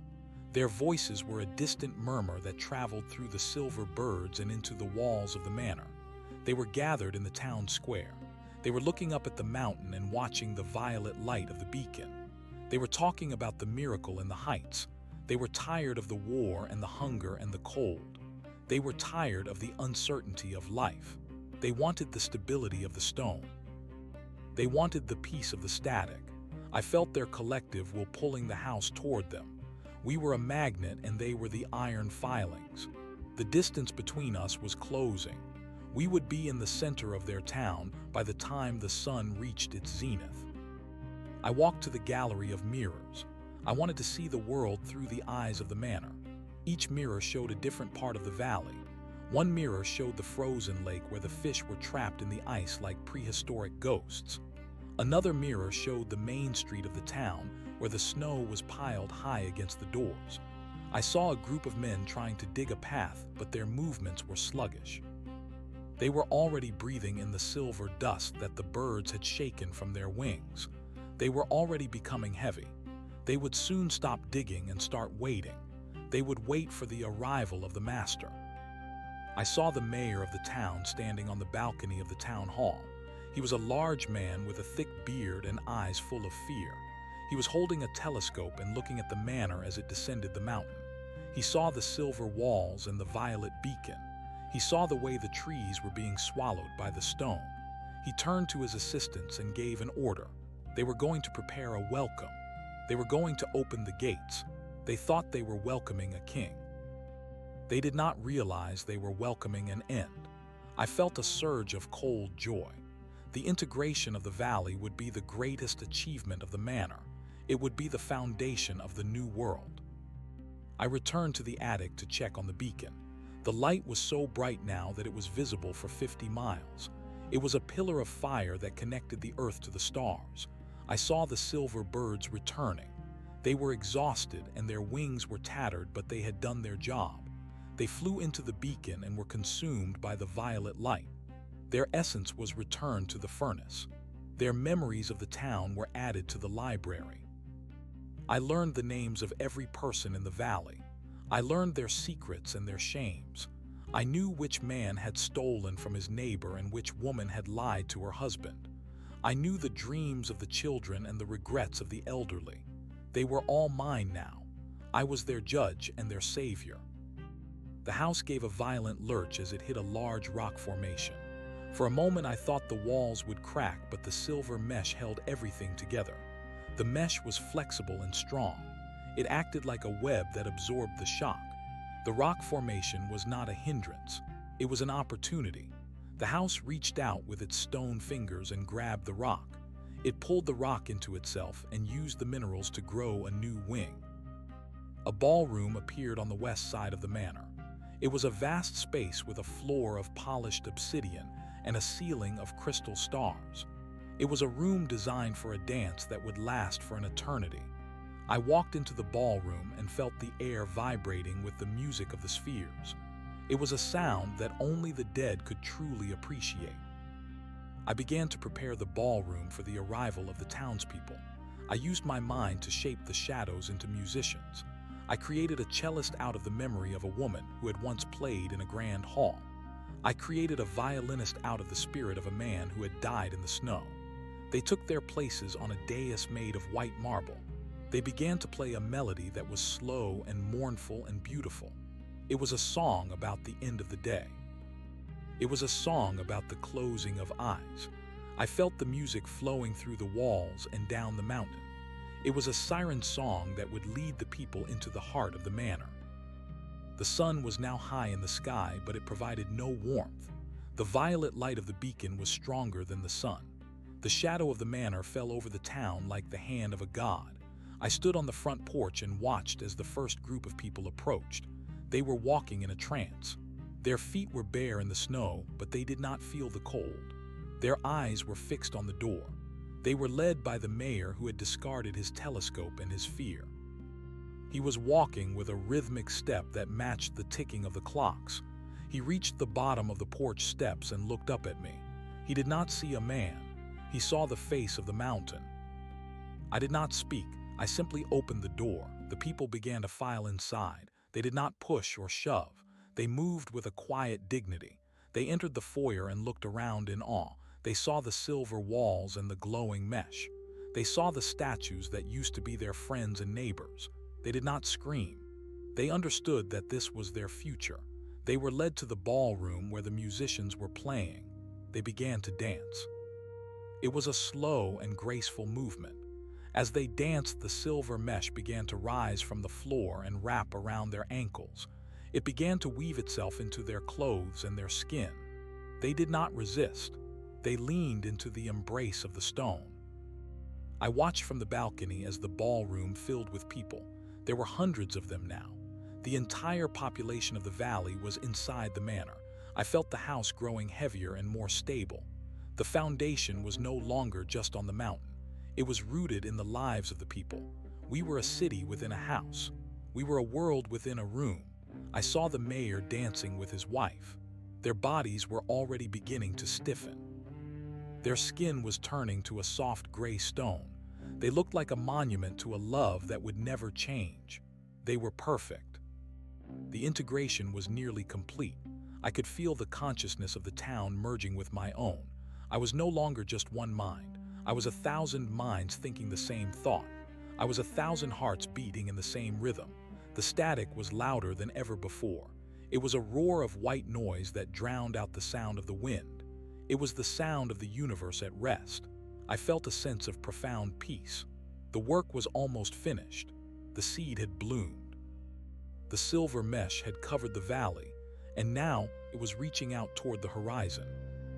I went back to the library and sat in the chair. I looked at the thousands of clocks on the walls. They were all synchronized now. They were all ticking toward the same final moment. I realized that time was no longer a river. It was a lake. It was a still and bottomless pool of silver. There was no past and there was no future. There was only the present. There was only the manor. I felt the mountain settle into its final position in the center of the valley. We were the new capital of the world. We were the center of the grand design.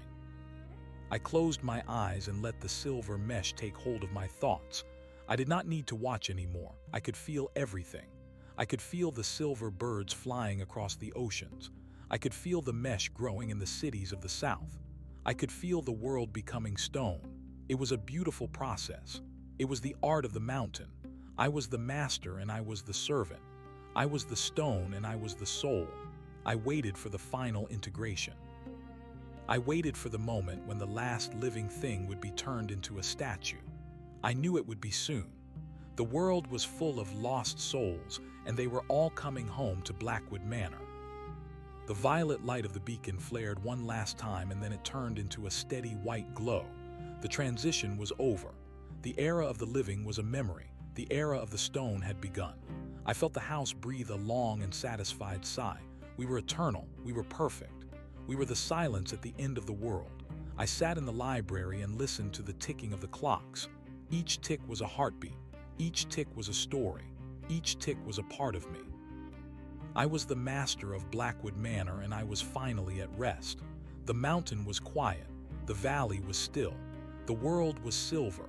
There was nothing left to do but wait for the stars to go out. They would be the next to be integrated. They would be the next to find a home in the stone. I looked forward to the challenge. I looked forward to the beauty of the dark. The violet light of the beacon began to thin and stretch until it covered the entire sky from horizon to horizon. It was no longer a beam, but a ceiling of shimmering energy that blocked out the sun and the stars. I stood upon the highest balcony of the manor and watched the transformation of the world below. The silver birds had done their work well. Every tree in the valley was now a sculpture of frosted glass. Every stream was a vein of solid mercury. The town was not a place of movement anymore. It was a gallery of stillness. The people who had entered the manor were the lucky ones, for they would be the core of the new consciousness. Those who remained outside were the decorative elements of the landscape. They stood in their gardens and on their porches as monuments to a life that was too fragile to endure. I felt the silver mesh within my own chest expand until it touched the very edges of my soul. There was no pain. There was only a profound sense of alignment. I was the architect and the stone. I was the master and the mountain. I walked back into the library and saw that the books were no longer made of paper. The pages had turned to thin sheets of mica, and the words were etched in lines of light. I ran my fingers over the spines and felt the history of the earth flowing into my mind. I knew the birth of volcanoes and the death of oceans. I understood that the manor was not an intruder on this world, but its final form. We were the conclusion of a long and messy sentence. We were the period at the end of time. I descended to the basement one last time to see the furnace. The fire was gone. In its place was a sphere of absolute darkness that pulsed with a slow and rhythmic beat. This was the heart of the manor. This was the source of the gravity that was pulling the stars toward us. I reached out and touched the surface of the sphere. It was not cold and it was not hot. It was simply solid. It was the density of 1,000 suns collapsed into a single point. I felt my identity begin to dissolve into that darkness. I was not losing myself. I was becoming everything. I was the foundation of the house and the roof of the sky. I was the silence that existed before the first word was spoken. I returned to the foyer and found the visitor waiting for me. It was not the same entity that had arrived in the snow. It was a reflection of me. Its obsidian face now bore my features carved in polished stone. It bowed to me and then stepped into the wall. It did not leave. It became a part of the masonry. I realized then that there was no need for a door anymore. There was no inside and there was no outside. The manor had expanded until it encompassed all of reality. The walls were the boundaries of the universe. The windows were the eyes of God. I sat upon the throne that had grown out of the floor in the center of the grand hall. I felt the silver wire in my veins connect to the silver wire in the walls. I was the central processor of a world made of stone. The ticking of the clock slowed down. The intervals between the sounds grew longer and longer. A minute became an hour became a century. Finally, the sound stopped altogether. The pendulum reached the end of its arc and stayed there. The silence was absolute. It was a heavy and beautiful weight that pressed down upon the world and held it in place. There was no more wind. There was no more change. There was no more decay. Everything was preserved in its most perfect state. I looked out through the eyes of the manor and saw the silver mesh reaching the furthest reaches of the galaxy. The stars were turning into diamonds. The planets were becoming pearls. The grand design was complete. I leaned back against the stone and closed my eyes. I did not need them to see. I could feel the heartbeat of the mountain beneath me and the heartbeat of the cosmos above me. They were the same. We were a single entity of ice and light and shadow. I was the master of the manor, and the manor was the world. I was home. I was eternal. I was the silence. The harvest was over and the storehouse was full. There was nothing left to want. There was nothing left to fear. The stone was all there was, and the stone was good. I drifted into the deep and frozen dark of the masterpiece, and for the first time in an eternity, I was truly at peace.